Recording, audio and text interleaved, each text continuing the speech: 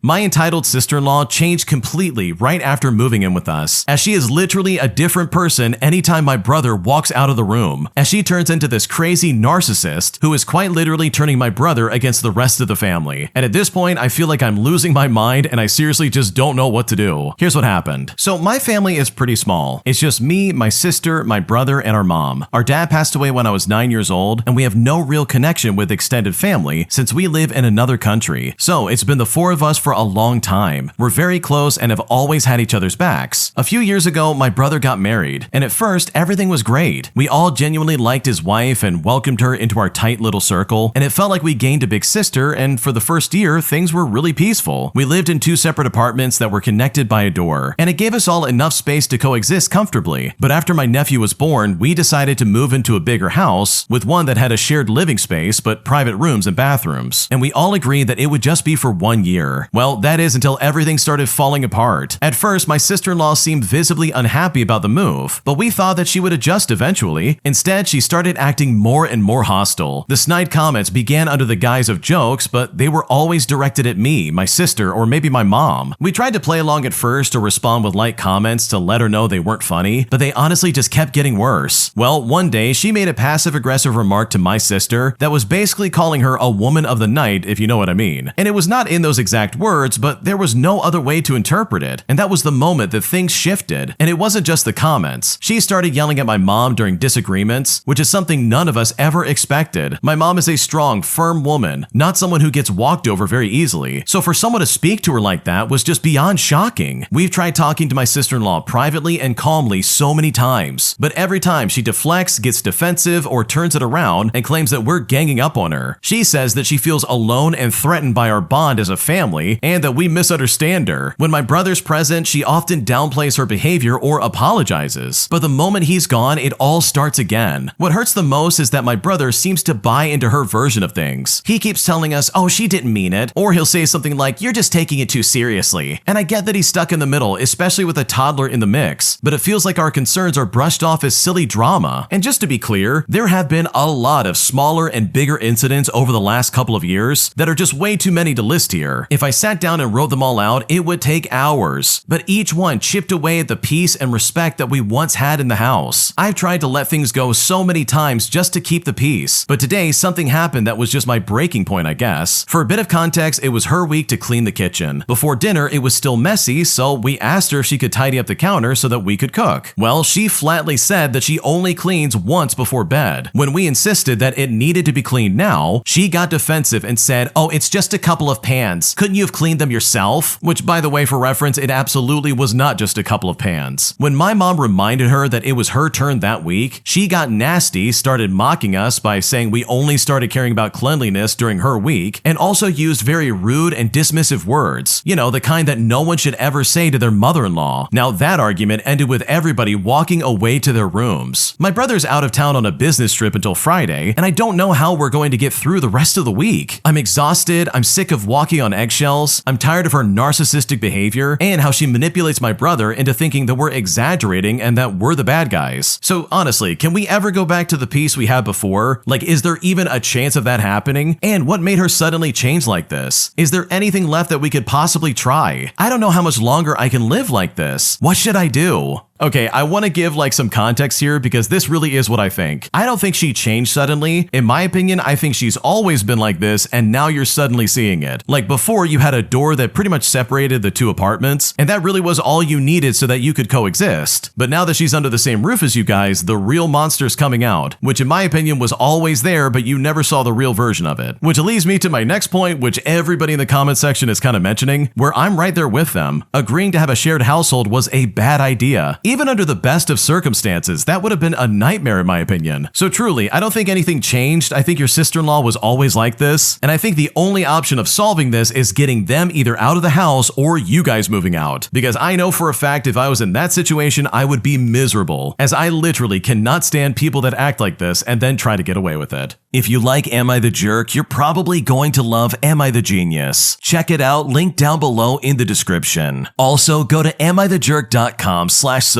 if you would like to submit your own stories. My boyfriend seems to think that I overstepped by getting a Nintendo Switch 2 without talking to him first about it, as he says that this is an immature thing to do and that I'm just going to be wasting my time on this. And right now I'm honestly confused and I'm not sure if he's overreacting or not, because the way he's acting is making me feel really bad. Here's what's going on. Okay, so I decided to treat myself and finally order a Nintendo Switch 2 online last week. I've been wanting one since it came out, but with the rising cost of living, it's been hard to justify the expense, and the stock has been impossible to find. After budgeting carefully and making sure all my bills were covered, I decided to go for it. I've been saving for months and was honestly so excited when I managed to get one before it sold out again. When I told my boyfriend, he did not seem thrilled at all. He said I should have discussed it with him first and accused me of being irresponsible with money. To clarify, I didn't touch any shared finances or skip out on responsibilities. This was 100% my own money and everything else is in order. He's acting like it's a huge deal, saying I'll spend too much time on it and it's immature for an adult. I know gaming isn't something a lot of women are into, but it's just something that I genuinely enjoy. I get that things are tight right now and maybe he's feeling stressed about money too, but I made sure that everything important was covered before buying it. It feels like he's upset that I made a decision for myself without asking first. So honestly, am I missing something here or is he like overreacting? I really don't want this to turn into a bigger issue, but I also feel like I didn't do anything wrong. What should I do?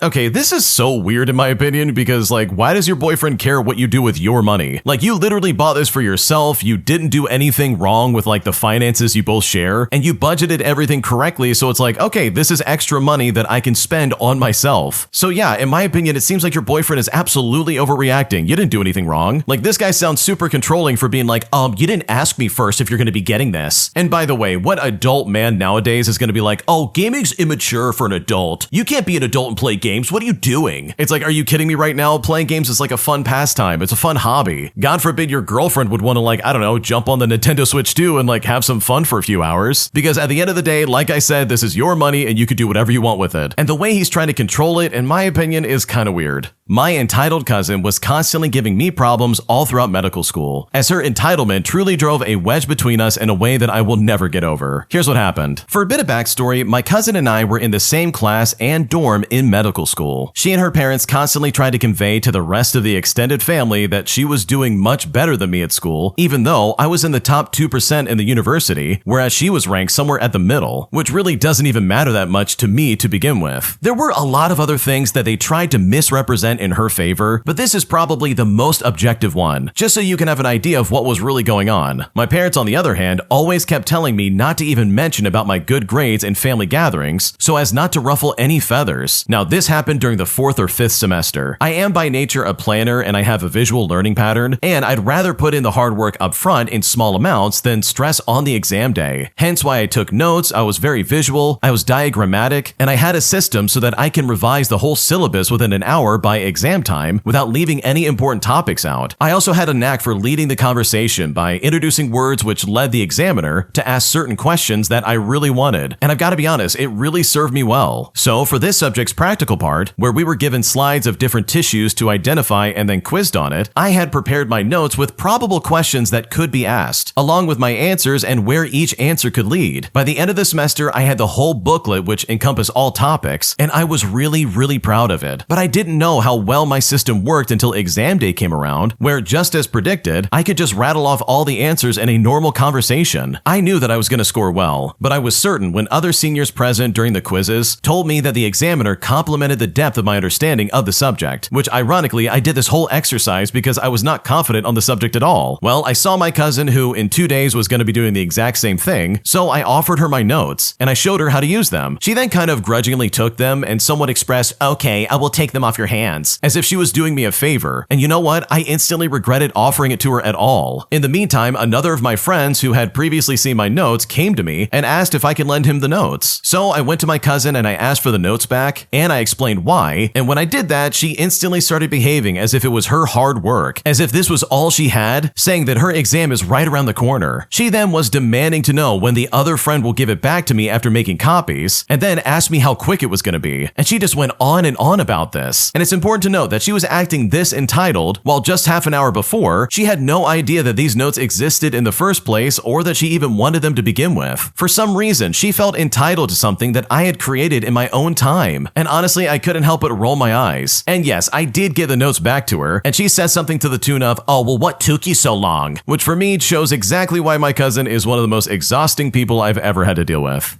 Oh man, I know people like this in my personal life and I just cannot stand it. They're never grateful for what you give them, but they're always so selfish about giving it back. It's like they really think the world is supposed to owe them all this stuff all the time. It is so obnoxious. I really cannot stand people who act like this, and it drives me up a wall. So to the original poster, I know exactly what you're going through. This really struck a chord with me, and honestly, it sounds exhausting. And hopefully you don't have to deal with this cousin too much nowadays, because this honestly would be incredibly annoying. My awful former coworker now needs my help in getting a job at my company. But after dealing with them for so long and their terrible behavior, I decided to answer no on whether or not I would recommend them for this job, which marked the moment where I finally got my petty revenge on this jerk. Here's how it happened. A few jobs back, I worked with someone who was a complete jerk. Like, they treated me like crap for absolutely no reason. The company also sucked, but that's another story. And by the way, this is a high-profile organization whose name you would absolutely know. This is the type of person who would also schedule emails to go out in the middle of the night just to make it look like they worked all hours, when they very clearly did not. They refused to help other people, they were definitely not a team player, and all that other crap. Just a really terrible person to work with overall. Anyways, fast forward to now. This person was laid off from their job, but unfortunately, they were still working in the same industry as me. We're also connected on LinkedIn. Now, without asking me, they use my name as a referral to apply for a job at my company. I get the acknowledgement of this through my workday. I read the job description for which they applied and recognize that this person is barely qualified for the job. Could they probably do this job? Well, maybe. Are there people who are likely way more qualified? Yes, absolutely. Also, would I ever inflict this person on my current colleagues? Because if you answered no, then you would be absolutely right. When you get a notification like this through your workday, it asks you a yes or no question as to whether or not you would recommend them for the job. And with that in mind, I decided to click no and I just went on with my day. Now, is this petty? Yeah, it absolutely is. But the moral of the story is that you shouldn't be a jerk to your colleagues, because at the end of the day, you never know when you might need them in the future. Okay, I love this because I have some former jerk coworkers who I would absolutely love to do this to. Like, the absolute audacity for them to be like, oh yeah, I'll use this person as a reference. They're gonna be fine with it, right? Like, no, wrong. They're absolutely not gonna be fine with it because you are a nightmare to deal with. So good for you. Like, honestly, I'm so glad you were able to get away with that and get away from this person, because working with someone like that will absolutely drain your soul. Today, an entitled jerk cut me off in traffic just to get to the gas station, giving me the perfect opportunity to get some petty revenge that this guy absolutely deserved. Here's how I did it. Okay, a couple of hours ago, I was waiting in some pretty heavy traffic to turn into a gas station. It was one of those enter from either side gas stations you find at the front of the parking lot of like a grocery store, especially here in Texas. Now, I was in the right turning lane and I was waiting to do so. As a truck in front of me pulled forward, a silver SUV shot in front of me, making me slam on my brakes. After forcing their way into my lane, they turned right into the entrance, which was already a bit backed up from people going to the grocery store. I blasted my horn only to see the driver give me one of those "what's up" hand motions from his cab. Traffic ahead of me was moving quickly, so I decided to drive the 100 feet to the next entrance. I then made it to the entrance easily and spun around towards the gas pumps. Creeping forward looking for an empty pump, a motorcycle pulled away and shot out, and I then just quickly pulled into the spot, only to then come face to face with Mr. What's Up himself. We were both in the gas station bay, but I had about a 5-foot advantage. I then gave him the "what's up" signal, and he refused to back up. So I parked the Jeep, I dragged the gas hose to my tank, and I began to fill my tank up. I put the handle on auto, and I walked forward to wash my windshield. And yes, I was absolutely smiling at him the entire time. He knew that he was beat, and backed up to go to a different pump. His girl in the passenger seat wasn't so nice, angrily waving her hands and silently snapping at me, finishing up with a middle finger, to which I responded with a thumbs down. I wanted to slowly pass by them as I left, but he gassed up and left pretty quickly after that, because I'm sure he was really embarrassed, and I'm glad I never saw him again.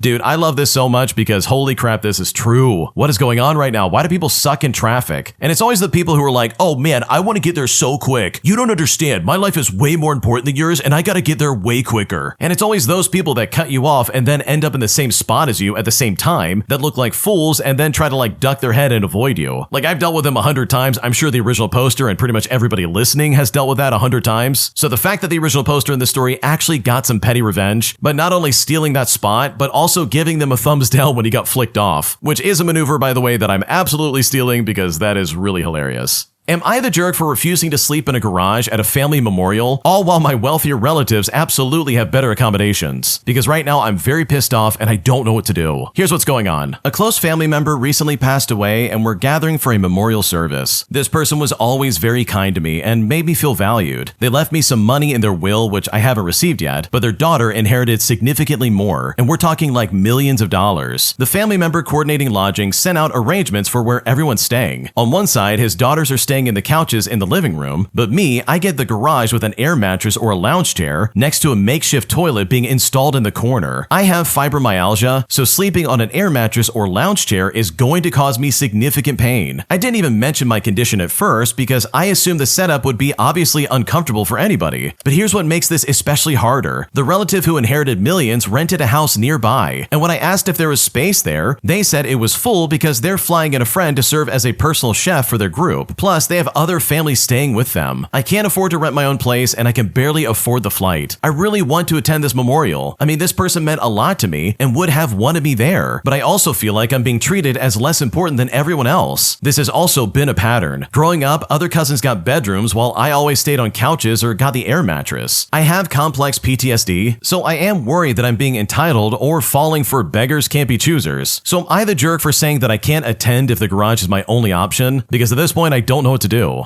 Okay, I don't think you're the jerk at all because this seems incredibly targeted. And for reference, the original poster clarified that it's not a converted garage. This is literally just a regular garage. You know, the place you put cars and tools and all this other storage. They want you to sleep out there while everybody else gets to sleep in this massive house. And that, in my opinion, is such garbage. Like, it seems like they're trying to treat you like some kind of prisoner. Like, oh yeah, we'll just stuff the original poster in the garage. It's fine. Like, holy crap, that's just straight up rude. And I know for a fact it would really make me feel unwelcome and probably not want to show up in the first place. Which of course is not an option because you want to be there. But seriously, this is annoying. Not to mention you having like fibromyalgia, like come on people, which by the way is something they absolutely know. They know this is going to cause you problems, but even then they still refuse to make any accommodations, which is absolute garbage in my opinion because all you need is a spot for an air mattress. Literally just put a spot somewhere in the house and I'll sleep there on an air mattress. Like why do I have to stay in the garage, dude? Like what's going on right now? Some basic dignity would be nice. Like dude, these people suck. So in my opinion, if I was in your shoes, I would be speaking up right now. I would say to them, look, I don't like being stuffed in the garage, and I also don't like having an air mattress. That's uncomfortable for me. And then I would list off the reasons why this is not going to work. And if these people are really as rich as you're saying, then yeah, they absolutely can make accommodations. They could easily switch things around and make something happen for you, but right now it kind of seems like they're choosing not to. And if that's not a clear indication about how they really feel about you, then I just don't know what will be.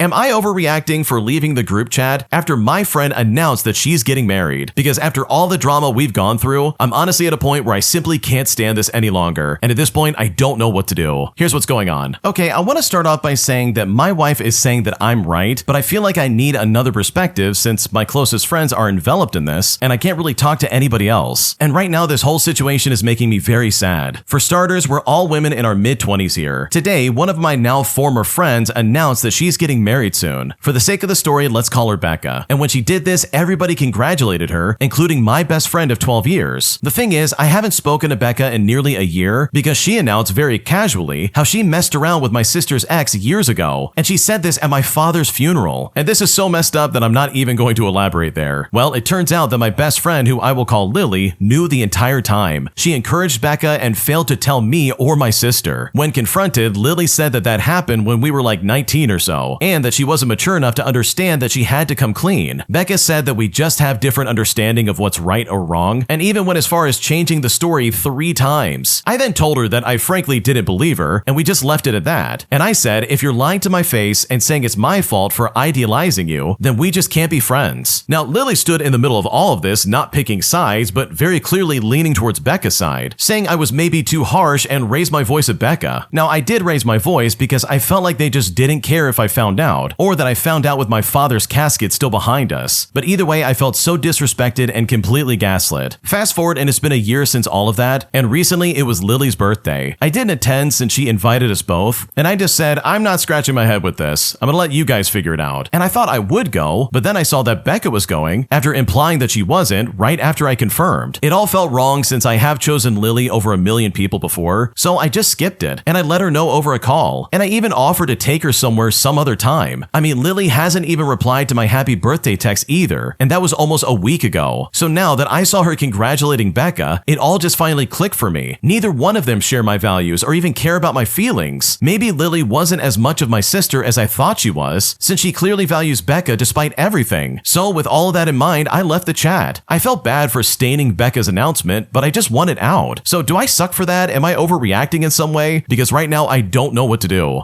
Okay, this was exhausting. Holy crap. I want to say first and foremost that you and all of your friends are super immature, and I think you can find way better friends than this. For starters, yeah, it's a horrible thing to find out all that information at your father's funeral. Like, this couldn't have waited until any other time. Like, are you kidding me? So that in and of itself is absolutely insane. Like, there's no excuse for that. But also, this seems like way more drama than anybody should have to deal with. Like, seriously, you can find way better friends than this. You don't need this constant negativity in your life, dude. You can find people who are stable and not always trying to cause drama. And from the sounds of it, that's kind of what it seems like you as the original poster and the rest of your friends are doing to each other. This whole like, oh, I'm gonna go to this party, never mind, Becca's coming. Like, dude, just stop being friends with her. Go find another friend. Like, what's going on right now? So honestly, I think everybody's overreacting here. I think everybody's being really petty and weird and doing these stupid passive-aggressive things just to get under each other's skin. Like, dude, get a life. This is so pointless and useless in my opinion. Because if you literally had a conversation about this and tried to like hash it out and clear the air, all of this could have been avoided and fixed like a long time ago. But instead, you're choosing to leave a chat when Lily congratulates someone who is her friend. Like, this all seems very pointless and just kind of a dumb reason to be upset. So yes, in my opinion, I think you and the rest of your friends are very immature and are definitely overreacting. My entitled mother has been stealing my welfare money from me every month without my knowledge. So I decided to get some revenge, reporting her to the state, resulting in her insurance and food stamps getting taken away because of fraud. Here's what happened. So for a bit of backstory, I'm a 19-year-old female, and I had only been living with my mother for a good 3.5 years. Before moving in with her, she would tell me how great it would be for me to live there and how I would be treated with respect and all this other stuff. Well, since I started college, things went to absolute garbage. My whole life, I wanted to go to college for art, but my mother convinced me that it was stupid, and so I chose to get a business degree. I got into my state's business and marketing honor society during the last year of high school, and this is all because I got a 98% average in all 5 of my business classes. My first semester of college, everything started out fine. Then the end of September hit, and I got a reimbursement from financial aid. Let me also add in that my mother is on Social Security income for a minor disability and hasn't worked in the past 18 years. She has arthritis and fibromyalgia, so apparently she can't work. I got public assistance that I never knew about since I was never allowed to do paperwork for anything. I thought we only got food stamps, but apparently she lied and said I was paying a couple $100s for rent so that she could get more money. So she was getting nearly $500 a month for my needs, and I never got any of that unless it was for Christmas, and $350 a month for food stamps. Anyways, I got a healthy $2,000 back from financial aid, which I originally wanted to spend it on clothing, a laptop for school, and food. Well, apparently every time I get money, it belongs to my mother. She demanded I give her most of the money, so I spent $1,500 on some jeans for me and a brand new PlayStation system and a bunch of games for my boyfriend. I know that sounds reckless of me, but he has since paid me back for it. She was upset and belittled me till I gave her the rest of the money for rent, bills, and food. But what does she actually use that money for? She went off and bought her boyfriend's illegal substances, if you know what I mean. Now, I was mad because obviously that's just not okay. I just pushed through the semester and kind of sucked it up like I usually do. February came along and pretty much the same thing happened. She demanded my $3,000 to pay for rent, electricity, the Wi-Fi, food, everything under the sun. And she got mad when I refused to give her more than $350. I went off and spent the money on my anniversary, a new phone, and prepaid phone plan for the next few months. I also bought myself some food for when I was home. She was absolutely irate. How dare I spend money on my boyfriend and not the woman who birthed me? I tried staying away from home as much as possible, but every time I came home, I would get yelled at. Well, once March rolled around, that's when everything absolutely hit the fan. I needed my Medicaid card and birth certificate for a program that helps people get jobs in the area. And as you might guess it, she wasn't having it, because apparently saying that I needed them was rude and disrespectful. I ignored her for the most part and kept insisting that I needed them right away because I had to leave. She gave them to me after half an hour of me telling her I needed to leave and just started yelling at me. So I left for a few hours and I got a call from my caseworker asking me when I would turn in my timesheets, and she told me I could lose cash assistance if I didn't. I asked her what she was talking about, and she told me I got approximately $500 a month to pay for rent and other things that I needed. I informed her that I never knew about that, and she was very upset that my mother was using that money on God knows what. She told me to change the PIN on my card and to not let my mother touch it ever again. So I changed the PIN on my card, I went home, and my room was torn up. My clothing was everywhere. My laptop was missing. My Christmas gifts from my boyfriend were gone. I was very upset. I told my mother I wanted my stuff back, and she just threw everything at my door. I started packing my bags because I was done with her garbage. She demanded I give her my Medicaid card back since she is keeping everything else. She got up in my face, threw my glasses onto the floor, and tried throwing my new phone, and was just screaming at me till I finally gave it to her. After she went to the store and tried buying something with it, she came home and started shoving me around, demanding that I give her the PIN number. I was just like my father. I was a piece of garbage for buying jeans that actually fit me for once in my life. I was trash for liking the gifts I got from my boyfriend and not from her. The list goes on and on. She actually got really physical because of this, demanding that I give her the PIN number. So of course, I was dumb and I gave it to her. Someone for some reason called the cops, and they showed up shortly afterwards, and her and her boyfriend started telling them that I was awful and that I was a manipulative, pathological liar. I showed them marks of when she got physical and tried explaining that she took my Medicaid card, but they just didn't care. The cops never care because supposedly my mom's boyfriend has put half of our police force into the hospital. After the cops left, my mother said that my boyfriend was an awful person and that he was not allowed to enter this house ever again. Then she said I had a new curfew of 6 o'clock at night, and if I left the house, I was to never return. So I left. My boyfriend took me to a homeless shelter specifically for young adults that were in awful situations and had nowhere else to go. I ended up getting my own apartment, and honestly, I have never felt better in my life. The following day, I go to get a new card, and my mother had taken out $260 at 5 o'clock in the morning with the help of my oldest sister. I had $4 to buy food for 2 weeks before I could apply for my own food stamps and cash assistance case. Most of the time, I only had water. I would eat every 3 days at my boyfriend's house. When the virus hit, my boyfriend's dad refused to let me over, even though he knew what was going on to a certain extent. I didn't eat anything for a week before being able to go out and get food stamps. I wish I had gotten a job, but having 8 classes, it all took up a majority of my time. The college suggested that I withdraw to focus on my mental health. I went from seeing my therapist for a half an hour every other week to seeing her for an hour every week. She suggested that I cut contact with my mother permanently, even though it meant losing a good $3,000 worth of stuff that I bought myself over the past 12 years. I was so upset about losing all 40 of my stuffed animals. They really meant a lot to me, and they were some of the only things to help calm me down from a panic attack. But then something popped in my head while I was applying for my own food stamps and cash assistance. I realized that I could easily report my mother for welfare fraud. Not only has she been taking $500 a month from me, but she had lied and said that her boyfriend and her didn't share food and they were only roommates. She paid to use other people's food stamps, and she has even sold her food stamps for cash just so she can get fast food or some illegal substances. So I did just that. I went into detail. I gave exact locations of where she did it and everything. I said she used other people's cards all the time and how she demanded my card whenever I had it. A couple weeks later, I get a letter from the Department of Social Services, and they accidentally sent it to my address instead of my mother's, thinking that she had moved along with me. I open it and I read that she was denied public assistance, denied medical insurance, and denied food stamps. She met the requirements for getting them, but because of my report, she lost everything but Social Security income. What probably helped was that I told the Department of Social Services that she stole my card and requested a new one, and the lady at the front desk was mortified. She's now out $850 a month and out of health insurance, and this is all because of me, and I boasted about this to my therapist. My therapist actually congratulated me because I'm very shy with people, so to report something like that was very much unlike me. me unless you really get me angry. So I will happily take this victory, even though this took a lot out of me just to be able to do it. First off, I want to say I'm so sorry for the situation that you dealt with. Your mother sounds absolutely awful. She was literally stealing money from you. She would take your card and then pull money out for her own good. That is absolutely disgusting. I can't imagine someone doing that to me, and then I'm left trying to deal with the scraps. Like, what in the world is going on? But with all things considered, you're not only away from your mom, but you also were able to get revenge in some kind of way. Because based on the way she treated you, she absolutely had it coming. If you like Am I the Jerk, you're probably going to love Am I the Genius. Check it out, link down below in the description. I'm afraid that my boyfriend might implode under all the immense pressure he's going through, and I'm just now learning about the extent of it, and I seriously don't know what to do. So I have been in a relationship with my boyfriend for 5.5 years now, and this is probably the healthiest relationship I've ever been in. For the purposes of this post, we'll call him Ben. Ben is not his real name. We met in college, and Ben was the sweetest and cutest guy I've ever met. He's 2 years ahead of me, but he was part of the welcoming committee at our university, and boy, were we lucky. He was such a charismatic gentleman with an awesome personality and looks to match. I think everyone in my friend group, including me, had a huge crush on him, but he had a girlfriend at the time. When they broke up because she cheated on him, I took my chance and confessed my feelings for him. At that time, I was still a dumb kid, and Ben turned me down politely. However, months later, the stars aligned for us, and for a long story short, we became a couple. Before COVID, we started living together for a few months because we both worked at offices near each other, so we figured it would be easier and more cost-effective. When the pandemic happened, we went back to our homes. However, things happened with Ben's household. His brother, we'll call him Paul, also not his real name, came out as gay, and their parents kicked him out. Ben decided to take Paul under his wing, and we decided to live together again with Paul. Another layer to this was that Paul was not mentally well. I mean, he was kicked out by his parents, so that was really rough on him, but he's thankfully in a much better place now, and of course, Paul's recovery was extremely difficult. In 2021, I started my master's degree. I had to quit my full-time job and take on some freelancing instead. I told Ben that I could still take on more freelancing clients to help with the expenses, but he told me not to so that I could focus on my master's. Suffice to say, I couldn't contribute much to our expenses. While I'm still earning money, it barely covers our bills. Paul also volunteered to take on jobs while he's studying, but Ben forbid him to do that so that he could focus on his own studies. For context, Paul is actually a genius who now has a full ride scholarship in college, which was why Ben didn't want him distracted. So Ben took it upon himself to work 3 or 4 jobs at a time just to support himself, me, and Paul. Ben actually grew up in a farming area, and he grew up helping out his family, so all of his life, all he knew was to work hard to survive. He was the first in their family to go to college, and although he wasn't the brightest, he certainly gave his best. That was also why he was so determined to support Paul in his academics. I chip in whenever I can, and my parents would also contribute from time to time, but it was really Ben who supported our trio through those hard times. However, this is where my concern for Ben starts. Whenever I ask him how he is, he always puts on a huge smile, then he hugs and kisses me, saying that everything is fine. But I can tell how physically, mentally, and emotionally exhausted he really is. It's like whenever I'm not looking, I can feel that he's often trying to catch his breath, thinking about something or always brooding, which is really not like him at all. Then, last year, Ben got a new job that pays about triple his salary compared to his previous main employer, so he didn't have to work multiple jobs anymore. He was so happy because he could spend more time with us now. That was such a relief for me because I could feel his old self genuinely coming back. However, late last year, we had another curveball thrown our way. Paul was diagnosed with a heart condition and needed surgery urgently. Of course, that means a ton of expenses. Ben was once again forced to work a lot. He was working overtime at his company and took on 2 more side jobs just to make things work. He also borrowed money from his friends, took out some loans, and basically did everything he could to make sure that Paul got the treatment he needed. My parents also gave him money, which he initially refused, but he eventually gave in because he was still short. He also swallowed his pride and begged their parents for money, which they eventually gave, but with a lot of guilt tripping, shaming, and tongue lashing to boot. Not once did I hear Ben complain about any of this, and to this day, Paul doesn't know a lot of what his brother had to do or go through to come up with the money. Thankfully, Paul's operation was a success, and he's now making a full recovery. However, one night last February, I woke up at around 2 o'clock in the morning and saw Ben still at our dining table, doing a bunch of paperwork. He told me it it was nothing, just routine stuff. But I saw that he was computing all the loans and debts that he had incurred trying to come up with the money for Paul's surgery. He kissed me goodnight, but I saw in his eyes that he was panicking deep inside and was about to break down. A lot of other things happened between then until now. Last month, Ben was the center of a heavily traumatic event, which I can't really disclose here. It involved legal and police proceedings, which are still ongoing to this day. But throughout all of this, Ben has maintained a very composed facade, and he continues to do so. During our ride home, after receiving the devastating news, he was really quiet. I can tell that he's hurting, but he just doesn't verbalize it. He also told me not to tell Paul about the whole incident if we can help it, but he still found out last week because of all the legal things that we're going through. When he found out, Paul actually cried and gave Ben the tightest hug, and I cried my eyes out as well. But Ben basically expressed that he didn't want all of this attention. Then, last night, something happened that prompted me to write this post. While we were sleeping, Ben suddenly woke up and rushed to the kitchen at around 1 in the morning. The commotion woke me up too, and I asked him what was wrong. I was so worried because he looked so pale. His lips were dry and he was drenched in sweat. He also seemed like he was out of breath, and he was panting heavily, struggling to speak. He said he felt that he could feel his heart beating so fast and that there was ringing in his ears. He was also feeling dizzy and nauseated. He tried to pour himself a glass of water, but his hands were shaking badly, so I did it for him. I then took him to the emergency room hours later, and after some tests, thankfully covered by his insurance, the doctor said that Ben had a panic attack. Then, what shocked me the most was that Ben said this was not the first time this has happened. He told the doctor that this happened about 4 times last month, but last night was the most severe one. Upon hearing that, I felt like I was being punched in my gut, and everything went silent. I didn't hear what the doctor prescribed him. My mind went blank, and all I could think of was how terrible of a girlfriend I am for not noticing this earlier. When we talk about it at home, he just told me that he didn't want to worry me about it, and that he thought it was just allergies or something like that. I know, it's a lame excuse, but I just wanted to cry, because all this time, Ben had been keeping this from me and going through all of this alone. I tried to talk to him some more about what we should do, but he just said that he's got it under control now, and that I shouldn't have to worry about him anymore. I really am worried about him though, and I don't know what to do. I've never seen Ben cry or curse or be mad or be violent throughout our entire relationship. Every time he just says something to reassure me, then he blurts out a joke or a sarcastic remark. I know that sounds like a dream guy for many people, but I'm really just worried about him. I've told him 1,000 times that he can talk to me about whatever he's truly feeling, but he never opens up. I don't know if it's pride, ego, toxic masculinity, or just how he was raised, but I've told him multiple times that I will never judge him or see him differently ever. I always talk to him about my problems, so he knows that I treat our relationship as a safe space, and I've told him that he could do the same. However, the only problems he shares are shallow issues like not getting lunch served at work, or being 2 minutes late due to traffic, or even spilling coffee on his shirt. Every day before going out for work, Ben kisses me and says, "I love you," but there's just something different about him. It's like he's putting up this entire persona just to please me, but I can see right through it. I don't know if it's just sadness in his eyes or the way he sort of fakes his smile. Don't get me wrong though, I never once doubted that he loves me, and I still deeply love him, but the fact that he doesn't acknowledge his negative emotions really worries me that he might implode one day. What should I do? First and foremost, I think it's important to know that this guy was obviously raised like most guys I know. You keep your emotions and your experiences to yourself, and you don't share it with anyone else around you. It's not that he doesn't trust you or love you or anything like that. He's trying to put on a brave face to make sure that the house he's built up doesn't fall apart at the seams. And sure, he absolutely should be able to open up to you and tell you what's going on, but at the same time, he's probably just trying to protect you. And that's not a good excuse in my opinion. I think he really should open up, but maybe just to step in Ben's shoes, he's absolutely overwhelmed, but he doesn't want you to see it. Also, I'm gonna say this for Ben, but you and Paul absolutely need to get a job. He has been bearing the burden of taking care of 3 people, himself included, all while you all go to school. And sure, he's saying you don't have to worry about it, but that's because he's trying to put on a tough face. And I think secretly deep down, he really does want you to get a job. And from my perspective, he absolutely should not be carrying the weight of 2 grown adults as he literally works himself to death. That is not fair for him in the slightest, and that's something you really need to fix. It is possible to get a job and go to school at the same time. Everybody does it. So hopefully by you and Paul getting a job, Ben's financial struggles can somehow be relieved, because right now he's being overworked. And in my opinion, it's time to get to work and and relieve Ben's stress. My cousin is acting very flirty around my fiance, and it's gotten to a point where it's really starting to bother me, and I seriously don't know what to do. So my dad and my cousin's dad are identical twins, and we're the same age, so my cousin and I grew up very close. We kind of consider ourselves to be half-sisters in a way, since genetically we kind of are. My fiance and I hang out with her several times a month, and have gone on short trips together, just the three of us. I'm so glad we all get along really well and are super close, but I wonder if sometimes she crosses boundaries. I'm trying to keep this short, so here are just some quick examples of what she's done and said to indicate that she might have some kind of feelings for my fiance. The thought actually didn't cross my mind until recently though. For starters, she'll be telling me, "I need to find myself a man like your fiance. I wish he had a brother." Keep in mind she has had a boyfriend for 2 years. She will also say how lucky I am to have my fiance and how she wishes her boyfriend was more like him. She will also try on several outfits for a night out and ask only him about how she looks and if she looks too scandalous, if you know what I mean. She's also been really touchy and hugs him a lot when she's drunk. In fact, one time she put her head in his lap when she was drunk to try and use his leg as a pillow, and this was honestly like a turning point for me. She also jokingly says that this is our fiance, and now I'm not sure how to address this with her. If I don't mention it, I'll keep feeling somewhat disrespected and uncomfortable. She is seeking a lot of attention, and she's being very flirtatious around my fiance. If I do mention it, I'm possibly setting myself up for being gaslit and being told that I'm crazy, jealous, or just reading too much into things. But honestly, maybe I am reading too much into things. Maybe she just sees him as a good guy and a friend, and for what it's worth, my fiance hasn't mentioned anything about it, so I assume nothing has really bothered him. I'm looking for others' thoughts on this behavior, because it's really kind of creeping me out, and I seriously don't know what to do. Well, if it's bothering you, then it's something that needs to be discussed with your fiance. I think maybe talking to him about it and saying, "Hey, I don't like the way my cousin acts around you," or something like that might open up the conversation to try and get his perspective. But also, it might be time to have more one-on-one time with just your fiance. Maybe don't expressly invite your cousin over as often, and try to make this relationship just between the two of you. Like if you go for a date or go for a night out, just make sure it's just the two of you instead of bringing your cousin along. Because from my perspective, the way she's acting around your fiance is incredibly inappropriate. Like she is clearly flirting with him, and she clearly has a thing for him in some kind of way. And that is not okay. Like that really is strange and weird behavior. So hopefully this conversation goes well if you decide to do that. Because even though she's your cousin, at the end of the day, this is your fiance, and I wouldn't want anybody trying to mess up that relationship. My girlfriend's entitled rich parents don't think that I'm wealthy enough or good enough to be dating their daughter. And now, because of their condescending actions and their awful comments about me, I am seriously second-guessing this relationship, and now I seriously don't know what to do. Here's what happened. So my girlfriend and I have been together for almost 3 years. 99% of the time, we are absolutely amazing. She's funny and smart, and we have a lot of shared interests. But every time we visit her family, I start doubting everything. They are very wealthy, which by itself is not a bad thing, but they're also very fixated on being rich and have a habit of placing the monetary value of things and people over everything else. I come from a very middle-class background, and I have a good education and a decent career that I enjoy, but I'm definitely not rich. Because of this, they view me as a loser. For example, yesterday we made the 2-hour drive to her parents' house in my Honda that is fairly new. When we got there, her mom immediately ordered me to park the car behind the house so the neighbors wouldn't see my car in front of it. She was actually furious that we didn't bring my girlfriend's Land Rover, which they bought for her as a birthday gift this year. My girlfriend doesn't like to drive on long trips, and I'm not allowed to drive the Land Rover per her parents, so we had to bring my Honda instead. My girlfriend's dad has never spoken to me directly. Even when she introduced me the first time, he turned to my girlfriend and said, "What does he even do?" So we went in her house and I gave her dad the usual Merry Christmas, and he gave me the usual disinterested glance. One more example that really sticks out is that last year I made the mistake of bringing a bottle of wine. It was a $25 bottle, which was pretty pricey for me, and I even had the wine store lady help me pick it out. My girlfriend's mom told me to put it in the kitchen, and guess what? They didn't even open it while we were there, and she later admitted to my girlfriend that they would re-gift it to their housekeeper because it was gas station garbage, as they put it. Overall, we managed to get through the day yesterday without much drama except for the car thing, which would normally be counted as a win for me. But today, I keep thinking about the whole situation with with her family, and I'm wondering if I really even want to deal with these people for the rest of my life. My girlfriend and I have tossed around the possibility of getting married more than once, but I know they'll never accept me. If we get married, I'll have to see them a lot more than just once a year. My girlfriend has given up trying to defend me to her parents and just ignores their garbage most of the time, but I can tell it bothers her too. They bankroll a big chunk of her lifestyle, and I think that she's worried they'll cut her off if she pushes too hard, and they've even threatened to do that over other things as well. So, not to sound like a complete jerk, but am I wasting my time here? Is this relationship doomed? My girlfriend always tells me she doesn't care what her family thinks, but I'm not sure if that's true anymore. She always tries to downplay how awful they are to me, but I know I'll never be good enough for them even if I'm good enough for her. What should I do? Wow, what a nasty situation to be stuck in. First off, I want to say that your girlfriend's parents are absolutely awful. This type of attitude of treating people below you all because something doesn't add up financially to them is completely toxic and so unwarranted. I mean, do these people really have to act like they're better than pretty much everybody else around them? Like, seriously, is this really how they want to act? How do they function in normal society? Do they hold their nose up and scoff at anybody who isn't covered in expensive clothing or driving the most expensive cars on planet Earth? Like, guess what? Most of the people in the world do not have unlimited money to do with as they please. I will personally never understand anybody who acts this way because it's so rude and it's so condescending, and it is honestly so unnecessary. But more to the point, it really is disappointing to see that they won't be accepting you as any kind of future son-in-law. I mean, you hit the nail on the head. This is absolutely what you're gonna have to deal with probably for the rest of your marriage. And that, unfortunately, is a giant red flag. Your girlfriend has tried to stand up for you. She's tried to tell them, hey, look, I really do like this guy. But they still will not budge and treat you with some semblance of respect. I mean, they seriously made you move your car just so the neighbors wouldn't see it parked in front of their house. Like, that's insane to me. You've tried to be kind, you've tried to be generous, you've tried to be cordial, and all these other things, but it is still not good enough for these people. It's also a giant red flag that your girlfriend's lifestyle is very much dictated by her parents. They apparently bankroll a big chunk of her life, and that is really not good, because you can bet they basically run her life. They decide what she can and cannot do, and that really will be a detriment in your future marriage if you decide to go that route. So I seriously don't blame you for second guessing this relationship. You love your girlfriend, you obviously really care about her, but I don't blame you for thinking this might not be worth it based on the way your girlfriend's parents are treating you. If you like Am I the Jerk, you're probably going to love Am I the Genius. Check it out, link down below in the description. I broke up with my girlfriend after 2.5 years of being together, and I'm not sure if I made the right decision, and at this point, I don't know what to do. So recently, I broke up with my girlfriend. Reason being is that she has a history of being verbally awful, of calling me names, attacking my character, and stuff along those lines. And I've talked about this online anonymously on different accounts. However, all of my posts have a similar pattern in one way or another, and it all comes back to the way she talks to me. We took a week break back in March because of this exact thing, and it almost broke our relationship, but I ended up going back to her to try and make things right. However, I've been on edge and contemplating things ever since then. She doesn't call me a jerk or say the F word towards me or anything like that, but she still has a bad temper at times. Besides what she said to me, I feel like she was always disagreeing with me just for the points of contention. Half the time, our points of view weren't even really different. She would just disagree with me, then repeat basically what I said back to her using different wording of some kind, which honestly can become very tiresome. I think overall, we're both somehow disagreeable people, and we butt heads over certain things. Anyways, this all came to a head several days ago. I made reservations at her favorite restaurant, which isn't cheap by the way, and I took her to dinner. When we got home, she got on the couch and said that she was cold, and I asked if I could turn the AC up to 77. I got up, and I think I turned it up to 76 or something like that. Anyways, a few minutes later, she got up, saw the thermostat, and started getting really nasty with me, saying how inconsiderate I am. I'm so selfish, and apparently I can't think about anyone but myself. I apologized at first, then I calmly, but somewhat annoyed, told her that we just had a great dinner, and I just wanted to have a relaxing evening overall. But that didn't seem to matter, and she continued to sulk and have a really bad attitude for the next hour. I can remember laying there thinking that this is a pattern of behavior, and I'm tired of feeling like garbage every time something small like this happens. I have been feeling this way off and on for months, and it still hasn't gone away. I kept thinking to myself, am I wasting my time here? What if we had a kid and I can't leave then? I don't know, is this person even gonna make me happy in life? What if I waste 2 more years here and this just doesn't get better? The next day, one of our mutual friends got engaged, and my girlfriend has been pressuring me for an engagement recently, which I have been putting off for the reasons above. I just think to myself, can I really deal with this person forever? And honestly, my answer to myself is that I strongly don't think so. I have told her that it would be next year before I'm ready to try and make that commitment, and it would all be pending on if our relationship continues down a good path, since we did almost just break up. She wasn't originally happy with this, but accepted it, or so I thought. Anyways, she put the screws to me again and said if I don't propose to her by the end of this year, then she would leave me. I told her that she keeps making me feel pressured and reiterated that we had almost just broken up 3 months ago, and I wanted more time than just 6 months to make sure our issues are sorted out. Some of these issues have been, but obviously her demeanor still eats at me, and I only think making sure that we're good is the logical thing to do before making a commitment like getting married. She said that I should be fully ready to marry her and that she regrets staying with me during the first year of our relationship, and that's right when we had some issues. She said that she should have left me and found someone who appreciates her. At that point, I snapped, and I told her that she's right, and I want to end things. She moved her stuff out, and here I am. I do feel a slight relief, but I also feel a huge loss, and I wonder if I made the right call. I do miss her a lot, but I'm seriously unsure of what to do. Honestly, the way your girlfriend was acting was seriously messed up. For starters, she was treating you like garbage. I think you need to remember that moving forward. And also, she was being very toxic towards you when it comes to getting engaged. She was putting an immense amount of pressure on you, and that just doesn't seem fair at all. Especially with her saying that she's gonna break up with you at the end of the year if you don't propose. Like, what is that about? Her demeanor, the way that she's talking to you, as well as all the pressure she's putting on you just to get engaged, all because a friend got engaged, that to me is something you do not need in your life. So it doesn't sound like this was a good relationship, to be completely honest, and at least from my perspective, it kind of seems like you dodged an absolute basket case. And you've got it right. Would she have made you happy throughout the rest of your life? And I think my answer along with yours was probably not. It doesn't seem like she had your best interest in mind, and she was just gonna treat you like garbage. So good for you for making a really hard decision, because I think you're gonna be a lot better off than what you've currently been dealing with. Am I the jerk for telling my uncle off after he yelled at my little brother for being afraid of loud noises? Here's what happened. So my 5-year-old brother doesn't like loud noises. It scares him intensely and will make him hide underneath a table or a bed for hours. We are doing our best, but it's hard. His fear is getting worse. He doesn't have autism or anything like that either. We talked to doctors and stuff about it. We were invited to a dinner which we went to, and sure, they can be loud, but my brother can handle regular people noise. It's the loud booming sort of sounds that really terrify him. Fireworks, thunder, loud barking, or sometimes when people speak into a microphone or something like that. Well, my dad, some uncles and cousins were watching some sports games and they got carried away. They screamed when someone scored, and it freaked my little brother out so badly that I genuinely thought he was having a seizure or something like that. He was sitting on one of my cousins, so he was right in the middle of it, and I think it overstimulated him or something like that. My dad immediately picked him up and comforted him, and one of my uncles rolled his eyes and said, "That's a bit dramatic, don't you think?" My mom tried to explain that he has an issue with loud noises, but my uncle wasn't having it for some reason and said that it doesn't matter and that the kid made things awkward. My mom said she was sorry and tried ending the conversation there, but my uncle was all like, "Don't take him out of the house if he's gonna throw a tantrum over people cheering. This is the real world and people don't tolerate kids like they used to." My mom said she wasn't trying to keep her son inside all day for his and other people's comfort, especially over something uncontrollable, but my uncle wasn't letting it go. He kept calling my parents irresponsible for letting my brother's behavior go on for so long and said it's making him resent his nephew. I cut in and was like, "You're literally 40 years old beefing with a little kid. You should go home." He immediately said that I was rude, and then he told my mom that they really are terrible parents. But he shut up and eventually did go home with his wife, who lectured me about being disrespectful as well. Everyone else was understanding and said that it was okay, but my grandma yelled at me later and told me that I'm not allowed to talk to my uncle like that, and apparently I'm stupid because we all know my uncle isn't good at putting himself in other people's shoes. So should I have been the bigger person in this situation? What should I do? Your uncle was completely out of line. First off, good for you for standing up for your little brother. Maybe he's like neurodivergent or something like that, or there's something else going on that really makes him afraid of loud noises. But mostly, your uncle was just being a jerk. You do not go after other people's kids like that, and you don't go after the parents and be like, "Oh, you're a bad parent parent because your kid has this reaction to loud noises. Your grandma is also completely wrong. Your uncle absolutely has no empathy for people around them, and they've obviously tried to skirt around this issue for several years, I bet. This is probably behavior from your uncle that everybody else just put up with, and you're probably one of the first people to actually say something about it. And that says more about them than it does about you. So no, you're not the jerk for standing up for your little brother. Your uncle was being very overbearing, and there's no reason for him to talk to a 5-year-old like that. An entitled Karen insults me at my fast food job, claiming that my attitude is awful and that I need to apologize, despite the fact that I didn't do anything wrong and I was only trying to help her with her order. Here's what happened. So I work at a local fast food restaurant in my hometown, and this lady pulled up and ordered a kid's meal with a burger, as well as onion rings and a strawberry lemonade. I read her back the order and she said to me, yes, that's correct, and then I gave her the total. She then comes to the window and I charge her and I hand her the food, and she proceeds to say, this is not what I ordered. I wanted a kid's meal with a side of onion rings, but whatever, I guess I'll take it. I said to her, oh no, we can fix it if you want us to, that's not a problem. She then said, yeah, you should, because it's not what I ordered. Now I asked her 3 times if she wanted fries or tater tots with the kids meal, because it comes with one or the other, and she said, I just want what I ordered. I just closed the window, walked over to my manager, because at this point I was dumbfounded. I've never had a customer act like this one over an incorrect order, because normally we just tell them, oh, that's fine, we'll just fix it then, and they say, okay, thank you. This was honestly a first for me. My manager opens the window and asked her what she wants, because she wouldn't tell me, and then she said, just give me fries. So we went and got some, and then we handed it to her. She then said, your attitude sucks. I said to her, I never had an attitude with you. I was trying to figure out what side you wanted for your kids' meal. We wanted to try and make this right and fix your order. You were rude to me from the beginning. She just said to me, yeah, but you could apologize and be nicer about it. Like, are you kidding me? I was nice to you from the beginning. You were the one with the attitude when I was trying to get your order fixed. She then screamed at us that she's never coming back, and then she drove off. Now, I was going to give her a coupon for free food next time, but I said forget that. Never in almost 3 years of working at this place have I had a customer speak to me like that. The customers typically are always appreciative of my efforts and even tell me that I'm very sweet and I do a good job. So for this entitled Karen to say that my attitude sucks really blows my mind. Like, seriously, take a look in the mirror, Karen. Yours isn't any better. So you know what? Go take your kid's meal and run off, because I'm personally glad that you will never come back. Yeah, some people are so obnoxious. There is literally no reason for that lady to be acting that way and to treat you like garbage. Like, seriously, working in customer service is already hard enough. You have to deal with people on a daily basis, and some of these people are just like the entitled Karen of this story. They're rude and they try to blame their rudeness on you. Like, lady, we tried to clarify what you wanted like 7 times, but you were never clear on what you wanted, and when you got what you didn't wanted, suddenly it's everybody's fault except for yours. But you know what? Thankfully, this lady thought her never coming back was some kind of punishment, because in reality, if she never came back to that store, I'm sure that the original poster would only be happy to never see that lady ever again. An entitled Karen refuses to leave until she gets a refund on a product that is very clearly not broken, and despite explaining our store policy, she simply wouldn't take no for an answer. Here's what happened. So let me try to set the scene. There was myself, my colleague, who I will refer to as my workmate, as well as a customer who is the entitled Karen of this story. It was a Saturday in the middle of winter in the middle of the afternoon. My workmate and I had a tradition of placing football bets together every time we worked together on a Saturday. So there we are, discussing the football as the matches are being played, hoping that our bets came through. And it's right about then that the entitled Karen walks into the shop. Now, at first, she seemed like a lovely lady. She was your typical person from North England. She was 50-something years old and she was very polite. Now, for context, I used to work in a vape shop back in the day. So she told us that she had been smoking for a lot these past years and had finally decided to try and give it up. It had been a quiet afternoon, so we both decided to help her rather than one of us taking the reins. In the end, she ended up buying one of the most basic of starter kits. I can't remember the price exactly, but it was somewhere in the region of $15, which is by far not the expensive vape that you can buy, because some of them exceed $100, but it's more than good enough to quit smoking. Anyway, she bought it and tried it and seemed pretty happy with it, and off she went. About half an hour later, she comes back in saying she has an issue with it, which really is no problem. Technology is sometimes faulty, it happens. My workmate is dealing with regular customers at this point, so I'm dealing with her. She explains that the liquid inside the vape is spitting into her mouth, and she doesn't like it, so she wants a refund. I explained to her that we have a policy of testing sold equipment before we can can refund it. She seems fine with this, and I ask her to come back in an hour or so, and I'll either have a solution or a refund waiting for her. So I start by just giving the device a full charge. It was a tiny battery and was pretty much charged at the point of sale anyways. However, it was worth doing, and after it had reached the full battery, I began my tests at this point. The regular customer and my workmate are just chatting away in the background, and I'm using a hygiene tip, which is just a rubber thing that we placed over the mouthpiece, and I begin using the device as it's meant to be used as normal, and it is indeed spitting liquid out. Now, I must stress this. I had been working in the vape industry for years by this point, and I had been using them for years before that, and I could just tell it wasn't an issue with the device itself, but rather it was the little pod that was inside. The hour passed and the woman came in. It had begun sleeting at this point, and she was a little bit more angry because she had to wait around in town in this weather. She approaches me and asks for an update, and I explained to her exactly what I believe the issue to be. I tell her I will replace the pod inside completely free of charge, and it should be good to go. But this entitled Karen is not happy with this solution and tells me that it's broken and she just wants a refund. I tell her that won't be possible as the device isn't faulty and it is only the pod. By this point, my workmate is standing next to me, trying to help out if needed. The Karen starts babbling on about how she wants a refund and all this other garbage. And while she's doing this, I'm replacing the pod to prove to her that it's okay. Once I had replaced it, I tried it out. Then I handed it to her for her to try herself. She placed it down and says, "No, I want a refund." Now, me and my workmate are both standing there saying it won't be possible, and that's because the device isn't faulty. She then turns around and says the one thing that I'm sure we're all sick of hearing: the customer is always right. Now, my immediate reaction is just to shake my head. However, my workmate's reaction is a little bit more unprofessional. He just looked at her, laughed, and said, "BS." This Karen had obviously never had this reaction from someone who worked in retail before because she just blew up, spouting the typical garbage, saying stuff like, "I want to speak to the manager," and stuff like that. The manager and owner of the store wasn't in, so she demanded his personal number to get in touch with him. We refused because that's his personal number and it's not for hers to have. I'm actually in shock at my workmate's response to this Karen. It took me a few seconds to gather my thoughts before I offered to ring the manager on her behalf. She accepts and I do ring him and explain the situation from our side first, and then I hand the phone to her. She goes on some sort of rant about how the staff in this shop are just disgusting and that we need shutting down. They talk on the phone for 5 minutes. I walk away because at this point, I'm just done with the situation. She approaches me afterwards and hands me the phone, saying the owner wants to talk to me with a smug look on her face. I begin speaking to him on the phone, and he just says to me, "Look, just give her the refund. It's not worth the hassle." And that was that. I processed the refund for her and she was on her way. She practically skipped out of the store. About an hour or so later, close to closing time, the owner shows up. He looks at us and started laughing, stating that he would have said the exact same thing in that situation. The whole time my workmate was convinced that he was about to lose his job, and all because of this stupid entitled Karen. Yeah, that lady was being super obnoxious. You know what? The customer is never right. The customer very rarely knows what they want, and most of the time they will just throw a fit until they get what they want. So I don't entirely blame your coworker for the reaction that they had. They were probably sick of Karens like this all the time, getting up in their face and screaming constantly. So the fact that he had that kind of reaction is actually really funny. He said what we're all thinking if any of you have ever worked in retail. You know exactly how annoying customers can be, and sometimes you wish you could just tell it how it is. And while it definitely sucks that your manager caved to this weird lady, it is good that he still had your back. Because if he didn't, you can bet this would have been a much different situation overall. An entitled customer reserves 36 seats at our restaurant, taking up 2 different time spots and forcing us to turn people away just to accommodate these 2 big parties. But as a result, he and his group never showed up, causing my boss to freak out and ban this guy and his family from our restaurant forever. Here's what happened. So the place I work at has a 13-seat bar with several small high tops, a dining room that seats around 40 people, and a covered patio that seats around 30 people. We use open tables, so we get a lot of reservations, but we also get slammed with walk-ins, often having to turn people away or have them wait for an open spot. Also, for some context, the term open table is a software that people can use basically to make a reservation. So this family made a reservation for Friday at 6 p.m. under one name and 6:45 under a different name. Big parties can't use open table at our place, so they have to call and make the reservation, which means they had 2 opportunities to communicate that tiny detail about them taking up 2 slots just in case their event runs longer, as they put it, which may seem annoying in and of itself, myself, but trust me, it gets better. The reservations, by the way, were for 18 people. 18 people at 6 o'clock and 18 people at 6:45. It was graduation weekend, so having two large parties with the same amount of people was not strange or noteworthy to anybody. Nobody really would have seen this as a problem. We had 4 tables set up for their earlier reservation. The later one had to be outside, since an 18 top would be taking up too much of the dining room, especially when they arrived and we could be potentially busy. So we had just about as many tables set up outside waiting for them. Glassware, silverware, linens, menus, candles, water, you name it, we were ready. But about 20 minutes after the first reservation was supposed to arrive, they finally answer the phone and let us know that they aren't coming. And they also say nothing about their sneaky second reservation. My poor coworker was looking forward to the auto gratuity table in her section, but oh well, I guess you'll have to survive otherwise. So obviously they must have taken the later reservation, right? Oh, they absolutely didn't. You might think that they would have used it, and I would have thought that as well. But the people in this sub know better than anyone else that sometimes people just suck. They really, really suck. 2 hours after their 6:45 reservation time, we're just about closing up, and we're talking straight garbage about that one big late cancellation and the rude no-call, no-show we had to deal with. Then suddenly the phone rings. The owner answers it thinking it's her husband calling for numbers while he is in the safe room. His memory is horrible after all. But nope, it's the sneaky people calling to let us know, in his drunken slurred speech, that they didn't make their reservation tonight. Oh, you didn't make it, did you? Sorry, I must have missed that somehow. The guy on the phone also let it slip that they were behind both reservations, thinking they could get their second chance one if not for their first one. Then he said he was craving our chicken and waffles and wanted to know if we were still open for takeout. The boss lady put the phone on speaker so we could all listen to what this guy was saying, and all of our bloods were boiling together. She politely explains how their reservation strategy was damaging to their business, as well as the servers and many people who we had to turn away because we expected 2 big tables. And then, all of a sudden, like the dude from Split, she freaking changed her brain chemicals and became something else. I swear her eyes were glowing red. She said to them, "Due to these events, you are never welcome here ever again. I will remember your information and your accomplices' information as well, and I will make sure all the other restaurants in the county know it as well. You will never enjoy our chicken and waffles ever again." Then, seamlessly switching back to her human form, she says, "Good night, sir, take care." You might say she was too harsh, and maybe she was, but we all went from fuming to laughing all the rest of the night, and that's all that really matters to me. Honestly, that was the right call from this boss lady. First off, she was really cool for doing that. It's always nice having somebody in upper management or even an owner who has some kind of backbone, because if she instead had caved and given in to this guy's demands, I think everybody at that restaurant who works there would have lost respect for her entirely. And you know what? I've dealt with managers like that. They're incompetent, they don't listen to their staff, and they cave in to the smallest demands, even though the person making the demands has been making everybody's life a living nightmare. So good for this lady for putting down the law. And you know what? I would have done the exact same thing. I mean, that is a lot of lost business that these people had to deal with. 2 18 top tables basically taken out of the restaurant. They had to turn people away just to accommodate something that wasn't gonna happen. So honestly, your boss is awesome and they did nothing wrong. And hopefully you never have to deal with anything like that ever again. If you like Am I the Jerk, you're probably going to love Am I the Genius. Check it out, link down below in the description. Am I the jerk for calling the police on people who were on my property unannounced? Here's what happened. So my husband and I own lakefront property. We went out on our porch this morning and we noticed a truck on our property down by the lake. We haven't ever seen this truck before and we don't know who owns it. We've also noticed a circular wear pattern around a fire pit that we have down by the lake from vehicles circling in, though we haven't been able to spot the vehicle responsible. Now, we don't necessarily have problems with people using our lakeshore property to go fishing or boating, but they need to at least ask us first. My husband noticed some people in a canoe and tried to get their attention. They looked at him, said something to each other about a man being on the lakeshore, and continued canoeing as if nothing was wrong. We waited 2 hours and they didn't come to shore or try talking to him. I went out and tried hollering at them as well, and they didn't respond to either of us. At 3 hours in, we called the non-emergency line, and it turns out they had permission from one of our neighbors, but not from us. The police encouraged us to have the vehicle towed, but another officer suggested bringing their vehicle down and using the PA system to get them to come ashore. We opted to try to get them ashore to talk to them before we had their vehicle removed. It turns out the female of the pair was pregnant and and had an active warrant for violation of probation and was feeling lightheaded. An ambulance was called by law enforcement, which removed her from the property. All my husband really wanted was to speak to them about coming to the residence and getting permission before launching a boat and leaving a vehicle parked on our property unattended for hours without us being aware. Some acquaintances have said that it was kind of a jerk move to involve the police, but we felt we gave adequate chances for them to resolve it in a much more simpler manner, but they ignored us. So are we the jerks in this situation? What should we do? Honestly, you are not the jerk. This is your private property. You have every say over who is or isn't on your land. Like, think about the liability alone of them just leaving their stuff on your property. Like, what if somebody got hurt or what if somebody got lost? I'm pretty sure that's gonna fall squarely on your shoulders. And also, what is going on with these neighbors? Imagine if your neighbor could just decide who does and doesn't come on your property. Like, are you kidding me? Like, there are people on your property that you don't know who are leaving tire tracks on your grass and seemingly parking their trucks on your property without any kind of notice of how long they're gonna be there or anything along those lines. The original poster's husband actually chimes in on this and states that they have multiple no trespassing signs on their property. So it's not like these people were not warned in the first place. And you did try your best to get their attention, but they simply didn't listen and you had to get the police involved. Like, you literally gave them every chance to not get in trouble. So no, you are not the jerk in this situation. Anyone who says you are is completely wrong. Because at the end of the day, you have every say over who can and cannot come on your property. And if people are going to use your property without asking first, then you have every right to have them removed. An entitled Tinder date gets disappointed with me when I decided I can't go out clubbing because I was invited over to her house in pajamas. And needless to say, I've never been more confused by a Tinder date in my life. Here's what happened. So a few weeks ago, I had organized a Tinder date with a girl. We had been talking for a while, and despite a lot of red flags that in retrospect were pretty obvious, I had organized a night of axe throwing followed by a few drinks. Initially, I had plans to pick her up and then drive over to axe throwing. Now, key to this part is that we'd both been working during the day, but there was 3 hours between when we were both finished and when the booking was, and we lived relatively close to our respective jobs. Anyways, after I finished work, she sends a message saying because of the weather, she didn't really think it was a good idea to go out anywhere and said that she wanted to reschedule, which doesn't make sense because the axe throwing place is indoors. Now, I was disappointed, but at this point, I was understanding. I resigned to a night at home with some whiskey and pizza. I'm home for roughly an hour, awaiting a delivery from my favorite pizza place, when she asked me if I wanted to come over to her place after sending her a photo of the whiskey that I had bought for myself. I made it very clear to her that I was going to be showing up in my pajamas, since for starters, I wasn't planning on going anywhere else that night, and secondly, it was comfortable, and she said she was completely fine with that. About half an hour later, I'm at her place, allegedly to watch a Harry Potter show, as well as to just have a few drinks. She didn't watch any of the movie, but instead leaving me alone with her dogs while she gossiped outside with her housemates for the better part of an hour and a half. Anyways, she then decided that 10:30 at night was a great time to take her dog for a walk. Not too bad, but strange if you're supposedly on a date and you're both in your pajamas. But then it comes to about midnight. She decided she wanted to go clubbing and actually gets mad at me for not being able to join in, with her saying that I should have planned ahead for something like this. What in the world is she talking about? How was I supposed to plan ahead for anything? I was planning for a movie night and drinks at her place, not going to a nightclub. As you can probably guess, it didn't work out. I foolishly took her on a second and final date, which she said it's not going to work out literally a minute after it ended. And honestly, I'm kind of glad I got away from this one. Yeah, this one did not sound like a winner. First off, she clearly didn't know what she wanted out of life, and she didn't know what she wanted out of this relationship. She was super fickle, and she clearly canceled plans that she very easily could have gone to. So honestly, I don't blame you for running away from this one, because she really did not sound like a winner. My friend and I demanded that the cook make these wings we were ordering as spicy as possible, and as a result, we received the hottest thing we've ever eaten in our lives. And my friend and I truly have no one else to blame but ourselves. Here's what happened. So before, when I was in college, a buddy of mine and I used to go to a Buffalo Wings place every night on Monday at a local joint. This was also in New York City, so the wings were legit, except the level of hotness they had was never really that spicy. They just used a bunch of Tabasco sauce. One day, we were really craving some hot wings. We had physically seen the cook in prior visits. He's a big, burly, don't screw with me type of person. I told the waiter to write down our directions to the cook. We said that he can't make these wings spicy enough for us because the cook is not man enough to make them hotter. Now, at first, the waiter refused to write that down, but we slipped him $10 and just said, blame it on us. A pitcher of beer and a dozen wings for each of us came out. They smelled spicy and we were stoked. We took one bite into a wing and immediately chugged 16 ounces of beer because they were that spicy. I mean, how did he make them so spicy on such a whim? We both ate the remainder of the very first wing, and that pitcher of beer was annihilated. We hadn't noticed, but the cook was sticking his head out the door watching us. At this point, he's crying from laughter so hard. He comes over and says that he'll make us a fresh order. Those were the ones sitting at the very bottom of the prep bucket for hours, and they had been soaking in chili pepper, and we never served them as a rule. We told him that wasn't right. We demanded hyper spicy, and he delivered. It was our responsibility to finish them with a smile. We immediately called two friends, told them in 2 hours we needed to be picked up because we were going to be hammered, and they had to come drive us and my car home. They were baffled as it was a Monday night, but you know what? They agreed. It took us 2 full hours and 3 pitchers of beer each, but we finished them. We stayed as quiet as we could, given how much pain we were in. Thankfully, the restaurant was always about 50% full. The cook came out and gave each of us a high five and asked us, well, I'm betting you won't be asking for that again, right? We said to him, no sir, we will not. You have beaten us and we acknowledge your superiority. We left a monster tip and our sober friends drove us home. And they made the both of us sit in the back seat of my car as they didn't want to risk anyone throwing up in their car or on one of them as the driver. But unfortunately, my friend and I were in a lot of pain for the next 48 hours. For me personally, there is no way I would have been able to handle that. I do not handle spicy food, let alone something that's been sitting at the bottom of the basket all day. All that chili sauce and powder that's been seeping onto it literally all day must have been nothing but toxic. But it sounds like the original poster had some fun with it, so if anything, at the end of the day, this made for some fun memories. Am I the jerk for kicking my sister out of my house because she wouldn't respect my wife? Here's what happened. So to start things out, my wife and I sleep in separate bedrooms. It sounds a little bit weird, but it isn't. My wife has went through some things, and one thing she refused to do is sleep in the same room as someone else. The only exception is babies and children. She told me from the beginning that she trusts me with every fiber of her being, but she cannot do it. Of course, I didn't care, and I have my own little bat cave of where I sleep. Now, here's where the actual story starts. My sister asked if she could stay over at our house for the weekend because apparently her and her roommate got into an argument. My wife and I agreed, and I told my sister about my wife's room thing. If you know she's sleeping, don't go in there. My sister was always kind of a spoiled brat, but it really showed here. She complained that the bed in the guest room was too lumpy, and she didn't want to sleep in my room because of the man smell. After all this, it was obvious that she would complain about the couch too. I told her my wife's room was off limits, and it was either the options we gave her or she could find a motel. She agreed, and everything seemed fine until I woke up at 3 in the morning to my wife yelling along with my sister. When I went to see what was happening, my wife was crying, and my sister was just yelling back. I got into the argument and started yelling at my sister to get her stuff and get out. I had one rule and she broke it. Her last statement was calling my wife a crybaby, and my wife told me that my sister was trying to sleep in her room and possibly kick her out. After that, I got text messages and calls from my parents saying I was a horrible brother for kicking her out like that, and they also agreed with my sister, saying that my wife was a crybaby and she should just suck it up. Of course, I just didn't listen to it, but my wife came to me and started talking about how I could have handled it better and how she got text messages from my mother saying the same thing. She said later the same day that she was happy I protected her. So am I the jerk for kicking out my sister after she violated our boundaries and blatantly went into my wife's room? I don't think you're the jerk at all. Your sister knew the rules coming into your home. She knew that this room that your wife sleeps in is completely off limits. She can sleep anywhere else, but guess what? You can't sleep in there. And it's not like you didn't give her options. There were plenty of spaces that she could sleep in for the night. And also, why would she get so weirdly picky? Like seriously, you're sleeping over because you got into an argument with your roommate. I mean, at that point, you should be happy you have a roof over your head and you have somebody in your life who's letting you sleep in their house. Like seriously, if there's anybody in this situation who needs to suck it up and do better, it is the sister in this story. So no, you didn't do anything wrong. I don't think you should have to apologize to anybody. And if anything, I think your sister should absolutely apologize to your wife because she broke the one rule you had in this house, and that is absolutely unacceptable. An entitled Karen purposefully bumps into me on the sidewalk despite the fact that there was plenty of room for her. So I get mad, I snap back, back and I put her in her place. Here's what happened. So this literally just happened to me not more than 40 minutes ago. Today, I'm having a bit of a terrible day, but I'm trying to cope and feel better by being productive. So I'm off to the bank. It's my lucky day, and they are open way late, and I need to get some paperwork done as soon as possible. I get to a street corner, and I'm close to the edge of the sidewalk, making sure I'm not in the way of anyone who's using the sidewalk, nor standing in the way of anyone walking to the crosswalk as well. I've got some feel-good music pumping in my ears, and I'm on the phone, not totally paying attention, admittedly, but I know for a fact I'm not being a nuisance and I'm not blocking anybody. I'm just tuning the world out while I wait for the light. All of a sudden, out of nowhere, I feel this bump on my leg. I turn around and there's this old lady with a dolly loaded up with some bags, as well as some empty water jugs and other stuff like that. I can't really remember what else was in her bag, but it's not really important. What is important is that this lady was standing there staring expectantly at me. I take the headphones out and I ask her, "Can I help you?" This Karen looks at me and says, "You should be careful and take your headphones out." I look at this Karen and I say to her, "I'm fine. Thank you for your concern, but I can handle myself." This Karen interrupts me before I'm done speaking, and this is when I know that she is an entitled Karen. Visibly irate, she says to me, "Well, you can't hear anything. I tried so many times to get your attention, but you wouldn't move." Now, at this point, I'm looking confused at the very wide expanse of sidewalk she still has available to her, which is easily double the width of her dolly. I say to her, "Ma'am, you did not have to bump me. You could have just gone around me." I should note here that even if she had a problematic, hard-to-turn dolly, she had more than enough room to make a very wide turn without hitting me. The Karen huffs and says, "I didn't want to have to move around you." And that's what did it. That's when I snapped back. I said to her, "So you thought to bother me? What's your problem? Lady, you have so much space on the sidewalk." The Karen looks at me and says, "Well, you couldn't hear anything." Thankfully, right then the light changes and I just roll my eyes and I walk off. I yell back over my shoulder and I tell this lady that she has problems. She says something completely unintelligible to me and smoothly turns her dolly up onto the sidewalk. Like, what in the world? You definitely had no problems turning your dolly, now did you? She should have saved both her and I a whole interaction. Honestly, I can't get over how stupid some people are. Yeah, that Karen really was dumb. She probably thought she was making some kind of weird point by intentionally bumping into you just to try and be annoying. And that really is annoying in and of itself. So good for you for putting this weird entitled Karen in her place, because based on the way she was acting, she absolutely had it coming. Am I the jerk for firing my nanny after she lied about how she broke my watch? So my wife and I have 3 kids. The eldest is 7 years old, and since her birth, we've had our stay-in nanny by the name of Jane to help out. Jane is not her real name. She's a nice lady and was a great nanny. The kids love her and we love her, so we kept her around, even though my wife became a stay-at-home mom after our youngest birth. Earlier this week, I got home and Jane told me that she found my son, who's 2 years old, playing with my watch, and while trying to take it from him, he threw it across the room and broke it. I wasn't too happy about that since it was sentimental and it was a quite expensive gift. It was from a late father figure, but I clearly remember myself leaving it on the coffee table while working in the living room, so it really was my own fault. Regardless, I don't know why, but I went through the footage from our living room camera and it straight up showed Jane throwing the watch on the floor. This was very peculiar, so I asked her again about the watch and how my son could have thrown it so hard, and she just shrugged her shoulders. My wife then later confronted her with the footage, and she confessed that she found my watch and wanted to put it somewhere safe, but then she saw a spider on the floor, she freaked out and threw the watch in a shock at the spider. So I'm a very untrusting guy in general, and trust is very hard to come by with me. It's a very toxic trait of mine, but I can't help it. I think we interviewed Jane like 10 times, including supervised trials, before giving her the job. And while I'm sad about the watch breaking, I've also lost complete trust in her since she looked me in the eyes twice and lied both times. It might be an overreaction, but I fired her. It wasn't fun, there were a lot of tears, a lot of words were said, and now I'm just thinking of whether or not I was wrong in firing this nanny for breaking my watch and then blatantly lying about it. What should I do? You are not the jerk. Honestly, why on earth was she playing with your watch? And also, why would she lie about something like that? It would have been easily solved. All she had to do was say, "Hey, I broke your watch. I'm really sorry." But instead, she came up with this weird story about your son, claiming that he threw it across the room. No, a 2-year-old is not going to be able to break a watch like that. I mean, the circumstances have to be like perfect for that to happen, in my opinion. So honestly, I don't blame you for firing her. This is unacceptable in my mind, and I think you're completely justified for saying that she's gotta go. My entitled, shady landlord tries to scam me and my roommates out of money from our apartment, taking money from me and everybody else in my building over something that was supposed to be included in our lease. But karma eventually came back for him, as he is now facing jail time and quite possibly also get deported. Here's what happened. So this was 7 years ago when I lived in upstate New York. I had moved there for graduate school and I didn't know anyone. And this was the first place I lived with roommates that I found on Craigslist. This was also the first place I had ever rented in my life with my name on the lease, where I was essentially responsible for myself. The roommates I had were really shady and the place was a wreck, but hey, at least it was cheap, right? I made a few friends in the first couple of months, and by November, they were talking about finding places for the following year, which is common in a lot of college towns. 3 of my friends found a place together, and so I decided to find a place with my 2 other friends. We'll call them Pat and Dora. These are not their real names. We look around for a little bit, and we end up finding a place a few houses down from our other 3 friends, and we signed the lease in late November. Like lots of the housing in this area, it's a house with 2 apartments, one upstairs and one downstairs, and it's got a shared basement and garage. And the landlord seems pretty swell too. Included in our rent are snow removal and water, but the heat, power, and internet are not. In this area especially, this is pretty common as heat is expensive. Also, chatting with the landlord about this, he explains to us that to have separate billing for multi-unit housing, you need to have separate meters for each unit, and that's something that you legally need to have. He goes on to say that for this and most properties, this is pretty easy to do for electric, but a lot harder and expensive to do for water, which is why most multi-unit places include the water. So it's kind of a sneaky workaround if you think about it. The school year comes and goes, and we move in at the beginning of June with no problems. Toward the end of August, our landlord calls and tells us he's selling the place. But not to worry though, our lease is still good of course, and the new guy owns some properties already, which is kind of like, okay, cool, whatever. We get the new address to send the check to, and the landlord seems fine. We call in October about a power outlet not working, and he gets it fixed. He's good about snow removal, no real problems. Also, he's from New Zealand. He tells us that he owns a dozen or so properties in the area. We also barely interact with the downstairs neighbors. For undergrads, they're pretty okay. And over the course of the year, we only have half a dozen interactions where we need to talk to them to try and keep it down, or even to ask them to let someone out who's parked in. And one notable fact is that the school we're talking about here is fairly expensive, and most of the undergrads come from backgrounds with a fair amount of money, and you kind of need to in order to afford this school. And it's either that or take out a bunch of loans. The downstairs neighbors have really nice cars and a lot of stuff in the garage, and it seems like they come from a lot of money. They also let us have their beer bottles and cans to recycle, which is really nice of them, and it nets us like 10 to 20 bucks a week. The school year comes and goes, and we move out. I move out first over Memorial Day, and I did that because I'm working in Asia for the summer, and then I'm moving out of state. I don't see the place again, but I asked my roommates to clean up well enough just so we can try and get the deposit back. So I leave for Asia, and in early July, I get an email from Pat and Dora about if they've received their deposits back. They had, and Dora sends me a scan of it. Going through, we each lost about $70 for cleaning and damage, and then there was a bill for $52 for the water bill. I don't know how they left it, so I guess maybe it took $70 to clean up. I remember that the water was included in the rent. I bring this up with both of them, which is why they remember it as well. I email the landlord and I mention this to him. At this point, I assume he maybe has a different setup at the other properties and made an honest mistake. I mean, accidents can happen. Well, I hear back from the landlord 2 weeks later. He asked for a copy of the lease, and reflecting on this, I assume he thought I wouldn't have access to one since I am in Asia. I have Dora and Pat scan me the lease, mail him a copy, and email it to him. I hear back 2 weeks later, and he says he'll send us the money. By the time I even get the money, it's late August, and I'm home from Asia. So yay, I guess I got my $52 back, right? Well, talking to Dora and Pat a few weeks later, I find out that neither of them had gotten their $52 back. At this point, I was angry. Clearly, that was not an honest mistake. The landlord assumed I didn't talk to them, and that they wouldn't find out. Pat and Dora are angry, and I'm angry as well. We dig out the contact information from the undergrads who live downstairs and let them know what's going on. We also let the current residents know what happened, since we happen to have the contact info for some of them. We write them an email, and I provide copies of all of my emails with the landlord and the lease. I hear back from Pat and Dora that they got their money back 30 days later, and that the landlord was a jerk about it the entire time. Now, at this point, I don't think about it for a long time, even though I'm still in touch with Pat and Dora. About 2 years after this happens, I get an email from a law firm asking if I used to live at an old address and if this landlord was my landlord. I replied yes, and they asked to speak on the phone. Believe it or not, the law firm belongs to one of the undergrad's dads, which clearly explains how he could afford such an expensive school. Through the course of the conversation, it comes out that dad was really angry about this, that someone would try to take advantage of his son. And better yet, he has the time and resources to go scorched earth on the landlord. The dad brings a case against the landlord and has his people comb through all the landlord's records, as well as former tenants and then some. As it turns out, he's been scamming people like this for quite a while. And it's also important to remember that he didn't have any separate water meters. The lawyer explains to me that because of this, the landlord is actually facing jail time. He apparently did enough of this, and they were able to provide evidence for it, that it rose to the level of some serious stuff, like a criminal case over a civil one, I think. On top of this, I'm getting my $70 back, and so are Dora and Pat as part of some kind of settlement deal, and the landlord might have to sell his properties. The kicker is that, as it turns out, the landlord's legal status could also be in jeopardy because this is a serious crime. Again, I don't really remember the particulars, and I don't know if this lawyer was exaggerating. All I do know is that I just really wanted my $52 back for a water bill that I absolutely did not have to pay. Honestly, first and foremost, that's actually crazy. This guy was going around scamming people out of their money, and he really thought he wasn't gonna get caught. I mean, not only is that a scumbag move, but seriously, he's been doing this for so long. He had to know that eventually karma would come back for him. And it's crazy the kind of butterfly effect that happened simply because the original poster was like, wait a second, I shouldn't have to pay $52 for that. And then fast forward 2 years from now, and this shady landlord is probably gonna go to jail now. So good for you for at least pursuing this and trying to get your money back. In a roundabout way, you took down some guy that's been scamming people for years. And even though your dad isn't the lawyer taking this guy down, at the end of the day, you played a pivotal role, even if you didn't intend on getting him in trouble. If you like Am I the Jerk, you're probably going to love Am I the Genius. Check it out, link down below in the description. This next one came from the Am I the Jerk podcast subreddit. Check the links in the description if you'd like to submit your own story. Am I the jerk for making my boyfriend feel guilty after having friends over in our Minecraft world? So I first want to say that I never thought I'd make a post like this, but I want to share my story and get advice, not to mention to see if there's someone with a similar experience. Me and my partner have been together for 6 years now, and it will be 7 years in September. We've never had a fight or argued over anything, but there's one thing that will always get us and turn off our mood, that being our time balance with friends. Now, we are each other's first ever healthy relationship, and we want to share that special person with our friends, show them off, etc. But there was a moment I met one of his friends who made me very uncomfortable. I am a very protective person over my one-on-one time with my partner, and this person would basically steal all his time and tried pushing himself in while we were gaming together. And when he was with us, he made me feel left out. I mean, no doubt he wanted my partner, and this event made us have our first fight and not talk for 2 days before we talked it out, but it really kept a stain for me, and I became unsure of if I wanted to meet his friends, even if he reassured me that they weren't all the same like that. So fast forward to today, and yes, this is a fresh story as it literally just happened. We were playing Minecraft together, and it's one of our favorite games. We were enjoying the new update with the cherry blossom biomes and more. Our Minecraft world was unfortunately not invite only, and one of his friends joined in out of nowhere. I did not mind at first. My partner said he was just lonely and wouldn't do anything weird. I replied okay, and I just kept building like you would normally do in Minecraft. His friend was really not doing anything but watch me build and occasionally fight my partner just to have fun. Nighttime came around, and my partner made him a bed and put it down for him. And that's when I got an odd feeling in my stomach, almost like deja vu. I know his friend wasn't doing anything. He needed that bed for us to skip the night, but all these thoughts were starting to swirl in my head. I was thinking to myself, this was our private world just for us, and I thought he was just staying for a little bit. These things just kept repeating in my mind. I kept trying to push through and keep building while my partner went into the mines. I noticed his friend was crafting something. He had crafted a full set of tools, then ran out to cut down some trees. He chopped the trees that were decorating the campsite that I built. The feeling in my stomach got worse, and I just silently left the world without saying anything. My partner messaged me asking me if I was okay and what happened. I just told him I was okay, but that I was just tired. But he knew me really well, because the last time I did that was the previous event with his other friends, and he knew what was ticking me off. He said we would make the world invite only early tomorrow morning, and I saw his PlayStation PlayStation status go offline, meaning that he left the game. He then started apologizing and said he should have left that party and not let his friend join, and I told him dryly that it was fine, but he knew that it wasn't. I feel so terrible. He only wanted to have a fun time with me in Minecraft in our own personal world. I feel like a jerk for having done that again. I can just imagine his friend telling their group that I'm terrible and that I don't want my partner to play with friends. I'm crying and shaking anxiously while writing this. What should I do? First off, I don't think it's unreasonable to have your own private Minecraft world. I have some with multiple different friend groups and it's totally fine. Like, there's literally nothing wrong with that. And I don't think you're a bad person or anything like that for saying, hey, this is our private Minecraft server. This is just for me and my partner and nobody else. So I think you need to understand that you're not a bad person for this at all. It really is okay to have these feelings and it's totally fine to feel the way you did. I think maybe in the future it might be better to have some kind of communication just so you can really articulate upfront to your boyfriend and say, hey, this is not okay and I really don't want anybody else in our Minecraft world. I want our one-on-one time to be just that. One-on-one, just the two of us. That way you can avoid any friends coming along in this specific world while also maintaining what you've built and worked probably really hard on. And sure, someone might think, oh, but it's Minecraft. Is it really that important? Listen to me, when you've spent several hours working on a building and someone comes in and starts changing stuff without your permission, it's not only gonna really upset you, but it's also gonna be something that you really don't want to happen. Like, maybe that's just me. If you've had that experience before, leave a comment down below. But personally, I wouldn't want someone messing up my campsite and tearing down my trees that I grew, especially if that's exactly the way I wanted it. Like, seriously, keep your hands off. I want to keep it the way it is. So no, you're not a bad person. You're not the jerk for this situation. I think if anything, maybe just communicate more clearly instead of taking like a passive aggressive approach. But at the same time, I totally understand why you did that. And maybe in the future, there can be a server specifically for your boyfriend's friends. That way he can still play with them and have a good time while also preserving the world that you two have really worked hard on. Am I the jerk for prioritizing my daughter's school performance over her emotional well-being after her mother passed away 2 weeks ago? Here's what happened. So I'm a 39-year-old male and I'm feeling conflicted about a recent decision I made regarding my teenage daughter following the passing of her mother. I can't help but wonder if I made a huge mistake. So I'm turning to you, dear internet, to pass judgment on whether or not I'm the jerk in this situation. Since my wife passing, life has been tough for the both of us. Dealing with my own grief while trying to provide for her has been a challenge. My daughter has been extremely distraught, and I can see how much she's struggling emotionally. However, when she asked me for time off from school to process her grief, I ended up prioritizing her academic performance instead. I will admit, I've always been a stickler for education, and my daughter is a bright student who excels in her studies, particularly math and science, which are very important, and I would not want to jeopardize that. When she approached me, I couldn't help but think about how it would impact her grades and future prospects. I was concerned that missing school would lead to a drop in her academic performance and potentially hinder her chances of getting into a good college. Instead of allowing her to take some time off, I suggested that she continue attending school and told her that I believe that maintaining a routine and focusing on her education would provide her stability and keep her on track. Apparently though, my daughter was devastated by my decision. She accused me of not caring about her feelings and prioritizing her school performance over her emotional well-being. She believes that I'm being callous and unfeeling, dismissing her need for time to heal. So am I the jerk for putting my daughter's school performance above her emotional well-being, as she puts it? I'm genuinely questioning if I made the right decision in the wake of my wife passing away. What should I do? The original poster in this situation absolutely is the jerk. Their daughter needed time to grieve. And you know what? A couple of weeks out of school won't ruin their academic results. Like, seriously? Instead of giving her time to like figure this out and maybe process the fact that their mom is dead, you decided to keep pushing them and say, no, it's time to focus on college. Like, no, it's time for me to wrap my head around this huge loss in my life. Like, sure, you as the adult can probably see things much differently, but your daughter is a teenager. They are still in high school and they absolutely deserve to have some time to themselves to figure this out, or even just to grieve the loss of their mother. And I think your daughter has a point. I think she's right when she says that you're uncaring and you don't care about her feelings. You're being very callous and it seems like you really just don't care. The original poster even goes on to say that their daughter hasn't seen a therapist and they have no priority of trying to make that happen. They even said that they can go see the school counselor or something like that. Like, seriously, this guy's attitude sucks. So yes, you are absolutely the jerk in this situation and you 100% made the wrong decision. Your daughter's assessment of how you treated her is 100% correct, and hopefully you can see that sooner than later. Am I the jerk for yelling at my brother's pregnant girlfriend, as well as kicking them both out of my house after she threw away my food I was preparing for myself, all because she couldn't stand the smell and thought it was disgusting? Here's what happened. So to start things out, I live alone. My brother and his girlfriend still live with our parents as they can't afford a place of their own. I'm 27, my brother is 21, and his girlfriend is 19. His girlfriend is also currently pregnant. My brother asked to bring his girlfriend for dinner in order to catch up, and I said sure, why not? However, the moment she entered my house, she started complaining about the smell of the steak I was making and said just the smell alone makes her nauseous and she can't eat this. I tried to suggest some kind of alternative, but she was dead set on Chinese food and ended up sending my brother to the nearest mall in order to get some. Now, this was already weird enough, and I thought this would be the end of it, but after going to the bathroom and coming back, I caught her throwing my unfinished steak into the garbage. I asked her what she was doing, and she said the smell was so strong that she thought she might throw up on the floor and that she needed to get rid of it. Then, after she said that, she started spraying perfume around my kitchen. I was beyond furious at this point, and I sent her back to the living room, and after my brother came back from the mall, I kicked them both out with their Chinese food. My brother tried to convince me to let them back and that I could make something else for the two of us, and his girlfriend was pretty much sobbing at this point, but I was dead set on kicking them both out. However, my parents ended up being mad at me for apparently causing so much distress to my brother's pregnant girlfriend. I told them that she literally threw away our dinner, but they said I shouldn't have yelled at her or kicked them out, as she's still just a teenager who's now getting influenced by her pregnancy hormones, and that my outburst also caused problems in their relationship, as she ended up sending my brother to sleep on the couch that night, even though he literally defended her as well against me, so I have no clue what that's all about or how that's even my fault. So am I the jerk for kicking them out after she literally threw my dinner away? No, you are not the jerk in the slightest. Pregnant or not, you do not go into someone's house and start throwing away other people's food just because you don't like the smell. Like, that's just straight up rude. There's no amount of hormones that would make that happen. If she really felt like she was gonna throw up, then maybe it's time to step outside, or even call your boyfriend and be like, hey, I wanna leave, the smell is really bothering me. You don't go into the kitchen and say, okay, time to throw this out. Like, no, don't do that. What are you thinking? The original poster was literally gonna eat that. That was going to be their dinner, and you go in there and just throw it away? Like, seriously, what is wrong with you? And it's crazy that the parents think this behavior is okay. Like, seriously, it doesn't matter who it is. You don't do that in someone else's home. And I've had sisters who have been pregnant, and none of them have ever acted like that. They never went into the kitchen and complained about a smell, and then complained about it so much that they threw away the food for everybody else. So no, you are not the jerk, your parents are idiots, and truly, even though this person is technically still a teenager, she's also an adult. She's over 18 years old, and if she's about to be a mother, she needs to start acting like it and act appropriately. My dad and his new fiance are getting married, and after not talking to them for an extended period of time over conflicts, my dad asked me to be his best man at his wedding, and now I'm honestly not sure what to do. So my father and his fiance have been together for about 6 years now. My father is 54 and his fiance is 30. When they first got together, I was 17 at the time, and I was still living at home. She moved in about a month into their relationship, and I didn't have a problem with her at first, until she tried to actually mother me. Now, I'm not talking about giving advice or being a supportive role model, more like giving me a 9 o'clock curfew and cleaning up after her dog has an accident. Every time I bring it up to my dad, he would say, just try for me. Needless to say, I moved out soon after. Fast forward to a week ago, and my dad invites me over for dinner out of nowhere, as we haven't spoken in quite some time. I hesitantly accept, and I spend the following few days trying to prepare myself for what they're going to say. I show up that night, a bottle of wine in hand, anxious out of my mind. The night goes on for a few hours, us exchanging small talk, until I can't take it anymore and I ask why they invited me. My dad said they were getting married and wanted me to be his best man. I'm not gonna lie, I laughed incredibly hard. This turned into the fiance crying because she thinks that I don't like her. And you know what? I told her that she was correct. It should also be said that given the option between me or his fiance, my dad would choose her in a heartbeat. For example, I went on a 2-day camping trip. I had a spot in the garage for my car when I left, and she had it when I got back until I moved out. And I only really care about that because of damage that came to my car due to hail. She also comes from a very Christian family, and if her parents found out about the situation, I've heard that she'd essentially be shunned. So honestly, the worst thing about all of this is keeping us a secret secret. She expects us to just accept her into the family, and I guess her assumptions were somewhat correct. But how can she expect that when she doesn't think we're worthy of her family? She knows she's doing something wrong, and she wants us to play along like no one is being hurt. What should I do? Honestly, the keeping the secret part is really toxic in my opinion, and that's totally inappropriate. Like, if she's gonna have a relationship with your dad, the least she could do is try and be open about it. It's incredibly rude to just go around and be like, oh no, this isn't happening. Be sure not to say anything about it. Let's get married and then I'll talk about it. Like, no, that's weird. So I don't blame you for not liking your dad's fiance, and I don't blame you for having some kind of resistance towards what they're doing, because at the end of the day, they were very negligent and very disrespectful to your feelings. I mean, she moved in after a month of them being together. That's a little soon in my opinion. But hopefully your dad can at least see where you're coming from and try and have some kind of empathy towards your situation, because the way they've treated you is very inappropriate, and in my opinion, you are not at fault in the slightest. An entitled man proposes to his girlfriend at my stepbrother's wedding, shocking literally everybody involved and ruining the moment for my stepbrother and his wife. Things got so bad that the friend and his new fiance ended up getting kicked out of the wedding after they freaked out and started screaming at everyone. Here's what happened. So for a bit of backstory, my mom and dad split up when I was 12 years old, and I for one was happy that they were separated. They were not bad people, they just were not the right people for each other. My father still hasn't been remarried though, and he is dating someone right now. I don't really like her, but it's really my dad's decision. My mom started dating a year after the divorce. She met my now stepfather, and he had a son who I became quite close to, considering my biological brother went to live with my dad while I lived with my mom. So when my mom announced her wedding, we were all excited. So then my stepfather's son officially became my stepbrother. So my stepbrother and his girlfriend of 3 years were getting married. Now his girlfriend just so happened to be my best friend, so I was extremely excited for them. I was chosen to be the maid of honor, and my biological brother was the best man. We were all that close, and we were all really excited. Now my stepbrother's best friend was one of the groomsmen at the wedding, and I really did not like this guy because he was a total creep and always tried to hit on me when my stepbrother wasn't around. My stepbrother is quite protective, so I didn't tell him because otherwise he would have been arrested for hitting this guy. And also, I can stand up for myself, so I don't really need his help. Anyways, once this guy got a girlfriend, he stopped annoying me, and it was really nice. So during the planning of the wedding, nothing crazy happened apart from the normal wedding stress. We invited almost everyone we knew, and it was going to be great. Well, or so we thought. The big day arrives and everyone is ecstatic. The ceremony was beautiful and everything went great. Then the reception came around, and it was going great at first. The groom and bride, plus the bridesmaids and the groomsmen, were all seated at the table in front of everyone at the venue, while the guests were sitting in front of us. So everyone was facing our table. Everyone was giving speeches and enjoying the food. Then out of nowhere, the best friend from earlier who would always hit on me, he stood up and takes the mic and says he has something important to say. Now we are all confused as he had finished his speech, but we decided to let him talk. But I honestly wish we hadn't, as this guy did something that none of us expected. He asked his girlfriend to come up to the table, and I already knew where this was going. He starts a speech on how much he loves her and how they're meant to be together. She's smiling, but I think she didn't want this to happen now of all times. He then kneels down and pulls a ring out of his pocket and asks her to marry him. She says yes, and they start running around showing people the ring, all while my best friend looked like she was going to cry. Finally, my mom gets up to remind everyone that this was her son's wedding and that we should stop talking about someone else's engagement. At that point, everyone was quiet. Suddenly, we hear this banshee scream. The girlfriend to my stepbrother's best friend started screaming, claiming that she had just ruined her special day by making that announcement. Then this jerk started screaming at us as well, claiming that he did nothing wrong. Eventually, and thankfully, they got kicked out, and my stepbrother lost his best friend that day, but he didn't really care because that idiot lost all of his friends as well. But it honestly blew all of our minds, and we seriously couldn't believe that they would do something that stupid at another person's wedding. The original poster actually has an update to what happens after this wedding fiasco, and apparently things get a lot worse afterwards. Here's what they had to say. So I posted about the events that occurred at my stepbrother's wedding, and a few people asked me to update it so that people could know what happened. So a few months after the wedding, my stepbrother announced that they are expecting a baby. Everyone was super excited and congratulated them. A bunch of friends came by our house and started thinking of baby names too. In fact, my biological brother invited his friend over as well. It was basically an early baby shower. All was going really well. That is until one of my stepbrother's friends posted this news on Facebook or something like that, basically just declaring the new baby was going to be born 9 months from now. And since this was posted online, it didn't take long for my stepbrother's former friend who proposed at his wedding to find out about this news. After some time, we heard the bell ring, so like any natural human being, my boyfriend went to open the door. As soon as he opened the door, my stepbrother's former friend pushed him and came barging in. When the jerk friend saw my stepbrother, he began screaming about how my stepbrother was a selfish jerk, and that now that his wife, who's my best friend, was expecting a baby, no one would come to his wedding. My stepbrother seemed surprisingly calm and told him to stop screaming and get out of the house. This seemed to offend this jerk friend even more, and what he said absolutely enraged me. He said to my stepbrother, "I can't believe you've become like this after she came around. You've changed." Now, you might not pick up on this, but this guy was making a racial comment against me. As a note, I'm not white, but I am brown, as my biological father is an Indian, so that makes me a mix. This jerk friend has always found this disgusting, but he's still always tried to hit on me. This horrible and messed up behavior is the exact reason why I never tried to be friends with him. And when he pointed at me earlier, that's basically what he was implying, that I was the problem and that it was because of my skin color. My biological brother and stepbrother looked enraged. They are very protective of me since I'm the only sister they have. I'm not the youngest, as my biological brother is the youngest, but in their eyes, they're still my sister. My biological brother walks up to this jerk and says to him, "You do not have the right to come into my house and then make comments about the skin color of my sister. Leave now before I mess you up." This guy tries to scream again, but this time my stepbrother and his friends tell him to leave. I think the thought of him being beaten up by 10 guys who were way bigger than him scared him more than anything. He ran out into his car and then eventually drove off. Occasionally nowadays, ever since lockdown, we get angry text messages from him, and it's honestly so pointless to deal with this guy in the slightest. I have since blocked him ever since going back and forth, but he still sends these angry, crazy text messages to my mom and stepfather, as well as many of my ex-friends. So all in all, this guy is crazy, and I'm glad that he is out of my life. That guy really does sound crazy. First off, in what universe did this guy seriously think it was okay to suddenly just propose at their best friend's wedding? Like, are you trying to make enemies with people? Like, you cannot do that. The wedding is meant for the people getting married. It's not meant for you or anybody else to try and announce anything. I mean, seriously, that is honestly messed up. Can you imagine getting married and then someone else is like, "Guys, we're getting married as well. Let me steal your thunder real quick." Like, no, get out of here. Do that on your own time. My wedding is not the time for you to announce your wedding. The timing is just horrible. I mean, what were they thinking? And then when you look at the backlash of what happened after they basically started acting crazy, I mean, no wonder nobody wanted to be friends with them. Like, look at the way this jerk of a friend reacted when they found out that their former friend's wife was pregnant. They tried to claim that them having a baby is going to prevent other people from going to their stupid wedding. Like, what are you talking about? Those things don't correlate at all. So good for you for cutting this person out of your life. They are clearly a horrible person, and you and your family are going to be so much better off without this guy being involved. If you like Am I the Jerk, you're probably going to love Am I the Genius. Check it out, link down below in the description. Am I the jerk for making my brother-in-law pay for his son's meal after I said it was my treat? Here's what happened. So I don't see my sister or her family very often, so when I do, I tend to splurge on them. I am child-free for now and for the foreseeable future, but probably not forever. I took her family out for dinner, and I said that it was my treat. So it was my sister, her husband, his mom who lives with them, myself, and 3 kids, ages 15, 12, and 10 years old. I took them out to a steak place in their city that I always wanted to try. My 15-year-old nephew looks at the menu and says that he wants the tomahawk steak. I told him it was 3 pounds of meat plus 3 full sides, and he should probably pick something smaller. My brother-in-law says that his kid can eat it all and said it was my treat and that I'm trying to cheap him out. Also, mind you, it was $190 for the steak. I said fine, but if he doesn't eat it all, then you have to pay for it, which he agreed to. We ordered our food, and the waiter tells us the tomahawk is usually shared between several people since it comes with 3 shareable portions of sides as well. I asked my brother-in-law if he was sure. He looks at the kid and smiles and says, "No problem." We order, and when the food came out, the tomahawk and the sides literally took up half the table. The kid finished less than a quarter of the steak and only a little bit of the sides. When the bill came, I asked to pay for 7 meals, all the drinks, and all the tips. I also said the tomahawk steak was going to be on a separate bill for my brother-in-law. He agreed, lead with ill grace. My sister said that he used the budget that they had earmarked to take the kids to see the new Spider-Man movie. I felt bad, but I think that he was an absolute jerk for trying to waste my money. He thinks that I'm a jerk for following through and making him pay for something that mostly went to waste. And yes, they took the leftovers home. So am I the jerk for making my brother-in-law pay for his son's meal? I don't think you're the jerk at all. That steak cost $190. I'm not sure what kind of restaurant you went to, but $190 for a steak? That is insane to me. That steak better be covered in gold if it's going to cost that much. And no, there's no way I would want to pay for that. That kid's not going to finish it. He's 15 years old. He's going to take a few bites and then have all this other food left over. I would absolutely make the brother-in-law pay for that. There's no way that's coming out of my pocket. So no, you're not the jerk in this situation. Your brother-in-law absolutely is for trying to make you pay for something that his son never even finished. Am I the jerk for yelling at my mother after she showed favorites towards my younger brothers and forces me to clean up after them and do everything for them? Here's what happened. I have two brothers, and for the sake of this post, I'll call them John and Terry. John and Terry are not their real names. My mom has always had a stronger liking towards both John and Terry. Ever since they were little, they could do no harm in her eyes. Since I was little, I would always get in trouble for everything John and Terry did. If they hurt each other, it was my fault. If they did something wrong, it was my fault as well. My mom always raised me as a caregiver. I had to basically take care of my little brothers, as I was the one cooking, cleaning, washing, and ironing their clothes, buying them stuff if they needed it, as well as helping them with their homework and many other things. However, due to me always doing everything for them, they have become the most useless human beings on the entire planet. They're almost adults now, and they still won't do their own laundry, they won't help with the cooking, they won't clean anything that they made a mess, and are just overall grubs, leaving their dirty tissues and clothes everywhere. Last night for me was the last straw when John spilt an entire bottle of orange juice on the floor, and my mom told me to clean it up. I immediately started yelling at her, saying she failed as a parent, and instead of raising her sons to pull their own weight in this house and teaching them basic life skills, she let everyone else do it for them and never taught them a thing. She instantly started laughing at me and said I was insane to think that's how life really was, and that she raised all of us equally. I then told her that I can't wait till she grows old and will end up relying on both of them because I won't be around to help her out with anything, and then she can see just how well she raised them. She told me that won't be happening because she doesn't want them taking care of her when she's older. I then stormed off to my room and cried for a good 10 minutes before packing a bag and driving to my boyfriend's house. When I told him what happened, he said he understands why I feel the way that I do, but that was quite harsh towards my mom, and I should apologize for lashing out at her like that. My friend also says that I'm the jerk and that I shouldn't speak to my mom like that. My mom has since left 2 voicemails demanding I come back home right now. I'm not going home until I've calmed down and when she's not as angry. So am I the jerk for talking to my mom this way, as well as being frustrated with my 2 younger brothers? So honestly, I don't think you're the jerk at all. Your mom has clearly been playing favorites towards John and Terry, and it's obvious that she makes you do all this stuff when they could easily do it themselves. For context, John is 18 and Terry is 16, and the original poster of this story, she is literally 22 years old. Like, why is your mom making you clean up after your brothers when your brothers are literally almost adults, if not adults right now? Like, you should not be forced to clean up the orange juice that they spill on the ground, and they should absolutely be able to pull their weight by this point. And you want to know why your mom is making you come back to your house like that? It's because she has to now take care of her sons instead of trying to force you to do it. So I really do think there's some truth to what you're talking about, and you can bet her life is going to be a nightmare when you decide to step away and finally move out. And you know what? Your boyfriend just doesn't understand where you're coming from. I think at a base level, maybe like skin surface, he gets it, but honestly, he hasn't lived through this like you have. He didn't grow up feeling like he's in the backseat of this family as well as everybody else's personal servant. You, on the other hand, absolutely had to deal with that. And that, in my opinion, is completely unfair. So honestly, your mom needs to straighten up and start to raise her boys right. Because from the way I see it, she has enabled these kids to be absolutely useless, and that is not your fault in the slightest. I am finally coming to terms with the fact that my mother is definitely a narcissist, and she has been my entire life. Here's what happened. When I was in college and in my early 20s, I, like many others, grew and evolved into a different person than my parents. When I graduated college, I moved out of state. I would miss my parents a lot, but when they would come to visit me every once in a while, I would become so irritable and difficult with them. When they left, I'd feel so guilty about my attitude while they were with me. I couldn't understand it. Now that I'm older and wiser and have started therapy, I've had an epiphany. me. My mother is a narcissist. When I became an adult, she found it hard to respect me as an adult, and that's why I became so irritable every time she'd come to visit. My parents are very religious. They raised me to believe that we were better than everyone else because we had found the one true religion, and anyone who wasn't as devout as us was immature and not someone to waste my time with. As I got older, I became friends with people who grew up very differently than me. When my parents would come to visit, my mom would dismiss these friends or treat them very poorly. Now, I can see that she is very hypercritical of anyone who lives differently than her or holds a different opinion than her. My mom is also very entitled. It is either my mom's way or the highway. Having a baby, gotta have the shower that she wants. Want to have Christmas? Everyone is going to her church and doing the activities that she wants. And don't even think about visiting your in-laws for the holidays. She always gets first dibs. Giving birth? She will cry and beg the nurses to let her in the room, even though you told her you only wanted your spouse in the room, and after the fact, she'll tell you how selfish you are for blocking her from meeting her grandchild the moment he or she entered the world, which, by the way, is a true story. She lacks empathy, and especially to the above, it doesn't matter if you're tired, you've been working all day, you are going through a hard time, she doesn't want to hear any of it. You better show up where she wants and when she wants, and you better have a smile on your face with no complaints. Don't expect her to put herself in the shoes of others. She can only relate to things she's personally been through herself. Also, my mom is definitely going to make condescending remarks, and if you want to keep the peace, you best learn how to accept them and move on. Are you a little bit overweight? Did you not have time to do your hair? Trust me, she's gonna let you know. Ordering something at the restaurant that she thinks sounds gross? She will say so in front of the server. Setting a boundary of some kind? Well, she's gonna lash out with insults and attack your character. I've also noticed you can't expect her to be able to have an adult conversation or accept any kind of boundaries. The moment you try to have a conversation about anything real, she will tell you that it's no big deal and that I'm such a drama queen. And the list honestly goes on. From her never asking you one question about your life when you're together or speaking on the phone, but will then tell you every minute detail about hers and will expect you to remember it all. She will also both berate you behind closed doors, but then brag about you in Publix about your achievements on Facebook. She's only ever concerned about her appearance or her photo ops when you're together with her, and she's unconcerned with any real connection or making any memories. She'll treat you like a child even though you are a full-blown adult with a career, as well as a house, bills, taxes, and a child. I'm just so tired of feeling beaten down by this. I'm finally putting two and two together about my mom, and it has me feeling so discouraged and helpless. And now I'm not sure what to do. First off, I want to say I'm so sorry that you had to deal with that growing up. Your mom sounds awful, and she treated you like garbage for your entire life. And what you've described literally sounds like a narcissist. She hits all the markings of a horrible parent, as well as a horrible person. And I think you really need to understand that none of that is your fault. You've clearly moved on with your life, and you have a kid and a family of your own. And that lady has no sway over what you can or cannot do with your life. And in my opinion, that's a great epiphany to have, to recognize how awful your mother is, as well as making the decision to not be like her ever in your life. So hopefully you're able to move past this, because your mom sounds awful, but you, on the other hand, sound like you've got a good head on your shoulders, and hopefully one day you're able to find peace with the situation. My partner invited another man to my mom's birthday without asking me, and now this has caused a huge fight between the two of us, and I'm now not sure if our relationship is over or not. Here's what happened. So I'm a 24-year-old male, and my partner is 21, and we are usually on the same page in terms of morality, and often read stories online, bouncing our shared views on what's right and what's wrong. However, what she did recently has my head spinning at how spectacularly disrespectful and inconsiderate what she did was. We were out for my mom's birthday drinking at a nice pub on the outskirts of town. Things were going well. Then, out of nowhere, my girlfriend starts waving at some guy. He walks over and helps himself to a seat at the table. It was particularly busy that day and was hard enough to fit everyone at the table. And now, here's this random dude I don't know sitting in my uncle's seat. My girlfriend explained she knew him from work and was playing it off like it was happenstance that he was here at the same time as us. So I asked if he was just here on his own, and she said, "No, I invited him here." I then asked if she thought it was appropriate to do that, and she defended herself by saying she felt left out and that I wasn't much company. Granted, I was a little bit hungover as I had been drinking with her the night before, so I might not have been the most present person in general, but she wasn't left out. I didn't leave her side once, and I tried to slowly integrate us into different conversations. So I asked her again, "Don't you think this is a little disrespectful to invite another man along to entertain you just because you're bored and without running it by me or my mom first? She didn't have anything to say, and I wasn't willing to listen at that point even if she did. Most of us had moved on to the next pub, so I left her there and went to join my family. Eventually, she showed up alone, and I assumed the other guy felt awkward and just left. I pulled her aside to a quiet corner, and I told her I didn't want her here and to call that guy and see if he's still around, since that's who she'd rather spend her time with. And then I went back to where my family was sitting. And I did that thinking it was all over now. But oh boy, I was wrong. She decided she hadn't quite finished making my mom's birthday all about her. She came back and planted herself in the middle of everyone and caused a scene, demanding we sort this out right now. I said I needed space and just wanted to enjoy the rest of the day with my family, but she simply couldn't drop it. So I apologized to my mother and I left. Shortly after, my girlfriend followed me home, continuing to ignore my request that I wanted to be left alone, and screamed at me for not hearing her side of things. I said to her, there is no your side. Why should I respect your point of view after the complete lack of respect or consideration that you've shown me and my family and are still refusing to show me, seeing as I asked to be left alone? Eventually, she got her things and left, and we have not spoken since. I don't know where to go from here. We were talking about moving in together, but now I don't know if I want to, or if that even is going to happen. What should I do? Honestly, I might be on the fringe here, but I think both of you need to apologize to each other. For starters, you really did embarrass her in front of all of your family. You pulled her aside and singled her out and said, wow, why don't you go be with this guy you brought along instead of being with me? Like, you could have done that privately, but it sounds like you really did that in front of everybody, and that was incredibly disrespectful. But that also doesn't excuse what she did next. She literally sat in front of everybody and said, okay, we need to sort this out. Chances are nobody else really cared that she brought another guy from work with her to this party, but it's the fact that she did that in front of everybody and then dragged everybody in your family into her drama really was disrespectful. I personally feel like you also really should have listened to her side of things and tried to hear her out in some kind of way. I'm not excusing the behavior, trust me when I say that. I think what she did is absolutely stupid, and she should have told you ahead of time that she was bringing a friend from work, but her reaction overall to things was incredibly disrespectful, and I don't think the original poster is off the hook either. Overall though, I think your girlfriend is the bigger jerk in this situation, and while I think you could have handled this a little bit better overall, her reaction and the fact that she did this far outweighs anything that you did. My entitled manager fires me before I'm able to quit, so I uncover all of her dirty secrets as revenge, and as a result, her entire life is falling apart, forcing her to get fired, causing her husband to divorce her, while also making it so she was living out of her car for quite some time. And I've never been more satisfied to see karma do its work. Here's what happened. Since I'm still in school, I took a job at a bakery of types, which I won't name. The place has bread in the name, but also sells overpriced salads and sandwiches. I think you can figure it out from there. I worked there for close to a year, where I had this boss by the name of Betty. Betty is not her real name. Betty and I just didn't get along whatsoever. She had gotten the previous general manager to quit because she had an affair with him, and she threatened to tell his wife if he didn't leave. He quickly left the job, and she was promoted to the position. I didn't like her, but I have to respect the dedication to be the general manager of a small store. When I first started working there, I was respectful, but she would do things that would get on my nerves. For instance, I would clean all the places I would be hired to do, and once I was done and relaxed, for maybe 5 minutes, she would run out of the manager's office and start screeching at me. She would say, "Why aren't you working?" I would tell her, of course, I just did my job, and as a cashier, if nobody is there to help, then I didn't have anything to do. She would glare at me and then would supposedly accidentally drop an entire pot of brewed coffee onto my freshly mopped floor just for me to then have to clean it up. So I learned quickly to always look busy. Once she realized I was going to kneel and kiss the ground that she walked on, she started dropping my hours. The store ran on Game of Thrones type politics for who got promoted and who got a raise. Somehow all of her friends were managers and would bully the rest of the staff. She was barely at work too, by the way. She would drive to my job, clock in just in case corporate decided to check on her hours. So basically, she was essentially stealing hours. When you clock in, it printed out a small piece of paper telling you when you clocked in. She would just drop them on the floor for me to clean up. I would usually pick them up and stick them into my pocket. So this led to me finding Betty clock in and clock out stubs in my pockets in my house. This will be important later. Did I also mention she was super racist? She was white, and most of the staff were my fellow high school peers who were mostly people of color. One day at work, she walked out and told us, "When you're on the clock, I own you," when we all all reacted to look at her, she backpedaled and was like, "I didn't mean it like that." And this will also be important later, by the way. So after a while, I got sick of practically begging for hours, so I went to my current job, but decided I merely wanted to drop my hours, which were already barely a day a week. But suddenly when I got my new job, she scheduled me for every single day of an entire week. She never did that, even when we were on semi-good terms. So I obviously told her I had a new job and I couldn't do this. After that, I went home and called my friend who was still working there to tell him that I was going to quit tomorrow. Now he has a bad habit of putting his phone on speakerphone when he's cleaning at work. So Betty overheard this, obviously. The next day, I walk in and I go through the respectful motions of saying, "Thank you for the opportunity," and all this other stuff. Betty let me get through the entire speech before she said, "Oh yeah, I was meaning to tell you, you're fired." I was so blindsided and upset that I cussed her out. My mom raised me to treat women with respect, but this overweight, hippo-looking jerk absolutely enraged me. She's the type of girl to think binge eating was a personality trait. So I left and was mad about being fired before I quit, but didn't push the issue any further. I'm only 18 and I already had another job. I wasn't expecting Betty to give me a good reference anyways. I would have completely left it alone if it wasn't for the district manager by the name of Ben, who ended up texting me. Ben is not his real name. Now he thought I was still working there, so I explained to him that I was fired, and when he found out about this, he was stunned due to the fact that I was a decent employee. He asked why she let me go, and I explained it to him, and he was absolutely furious. And then he clarified that she fired me before I quit, and I said yes. He was so mad that she did this, and asked if there was anything else she might have done. I kind of just vented to him for a little bit, and when I told him about the racist remarks, he asked if anyone else would collaborate with me. I forgot to mention that she slowly fired and forced people to quit and replaced them with her friends and family, which, according to company policy, she could not do that. Something about conflict of interest or something like that. I asked all the people who were working that day if they could do this with me, and a few of them said that they would. But one of them did even better. My one coworker is convinced that he's the next big vlogger, so he always has his phone out or just uses audio recordings for hours for a chance to catch a funny clip that might have happened at work. I've watched his content and let me say it is just super cringe. But it turns out he labels each recording by the day and the times. So when he checked, he found her making racist remarks on his phone. I then got the brilliant idea with my other friend or coworkers who got fired, and we decided to scour my vlogging friends' recordings. We found some great moments of Betty saying controversial things or just straight up being nasty. Like one time, a guest sneezed on the baked pastries, and when a coworker told her, she laughed it off and said nobody would know. But this wasn't enough for me. I tried to avoid conflict, but when I'm in a situation, I'll follow it through. I looked her up on Facebook and I found out that she was married. Nobody knew this. So when she had the affair with the other manager and basically blackmailed him, she was also married and basically cheating. I don't think anyone ever cared enough to find out, but she was a nasty old lady. So I found the old manager's Facebook page and I found out he and his wife were separated. It turns out even after he quit, Betty was still trying to blackmail money out of him. And when he didn't, she told his wife anyways, causing his wife to divorce him and basically leave him, forcing him to go live with his parents. I did some research and in my state, blackmail and extortion is a third-degree penalty, which has a maximum of 7 years in prison with a fine over $10,000 to the victim. So I told my old manager what my plan was for her. He agreed to call the cops on her, but I asked if he'd wait until I finished my part first. He said he'd give me a week. So I met with the district manager and showed him all of our evidence, the recordings and the written statements from the other ex-coworkers and people who were still working there. I also gave Ben the slips of paper as to when Betty would clock in and out and how she would just leave for like 8 to 10 hours at a time and then come back to work. Ben thanked me for the information and then I left. A few days later, while walking past the store, I noticed it was closed in the middle of the day. I texted a guy who still worked there and he told me everything. It turns out Ben first checked the security cameras to see if she was there for the full time she claimed to be. And surprise, surprise, she absolutely wasn't. So Ben decided to investigate the store's expenses, since if she's lying about her time, what else could she possibly be stealing? He found out she was stealing money from the store. Now, the guy didn't fully explain how she was doing this, but just says that it was happening. It turns out she was breaking a lot of health and safety codes and used the money for repairs and all this other stuff for herself specifically. So she was fired immediately, along along with all of her minions, and left barely anybody to run the store. They shut down to clean up the store and fix things that she didn't make. So she's out of a job, and the guy she blackmailed told Betty's husband with photo proof that she cheated on him. So Betty's husband flips out and decides to divorce her. And you can bet that Betty is the type to post everything going on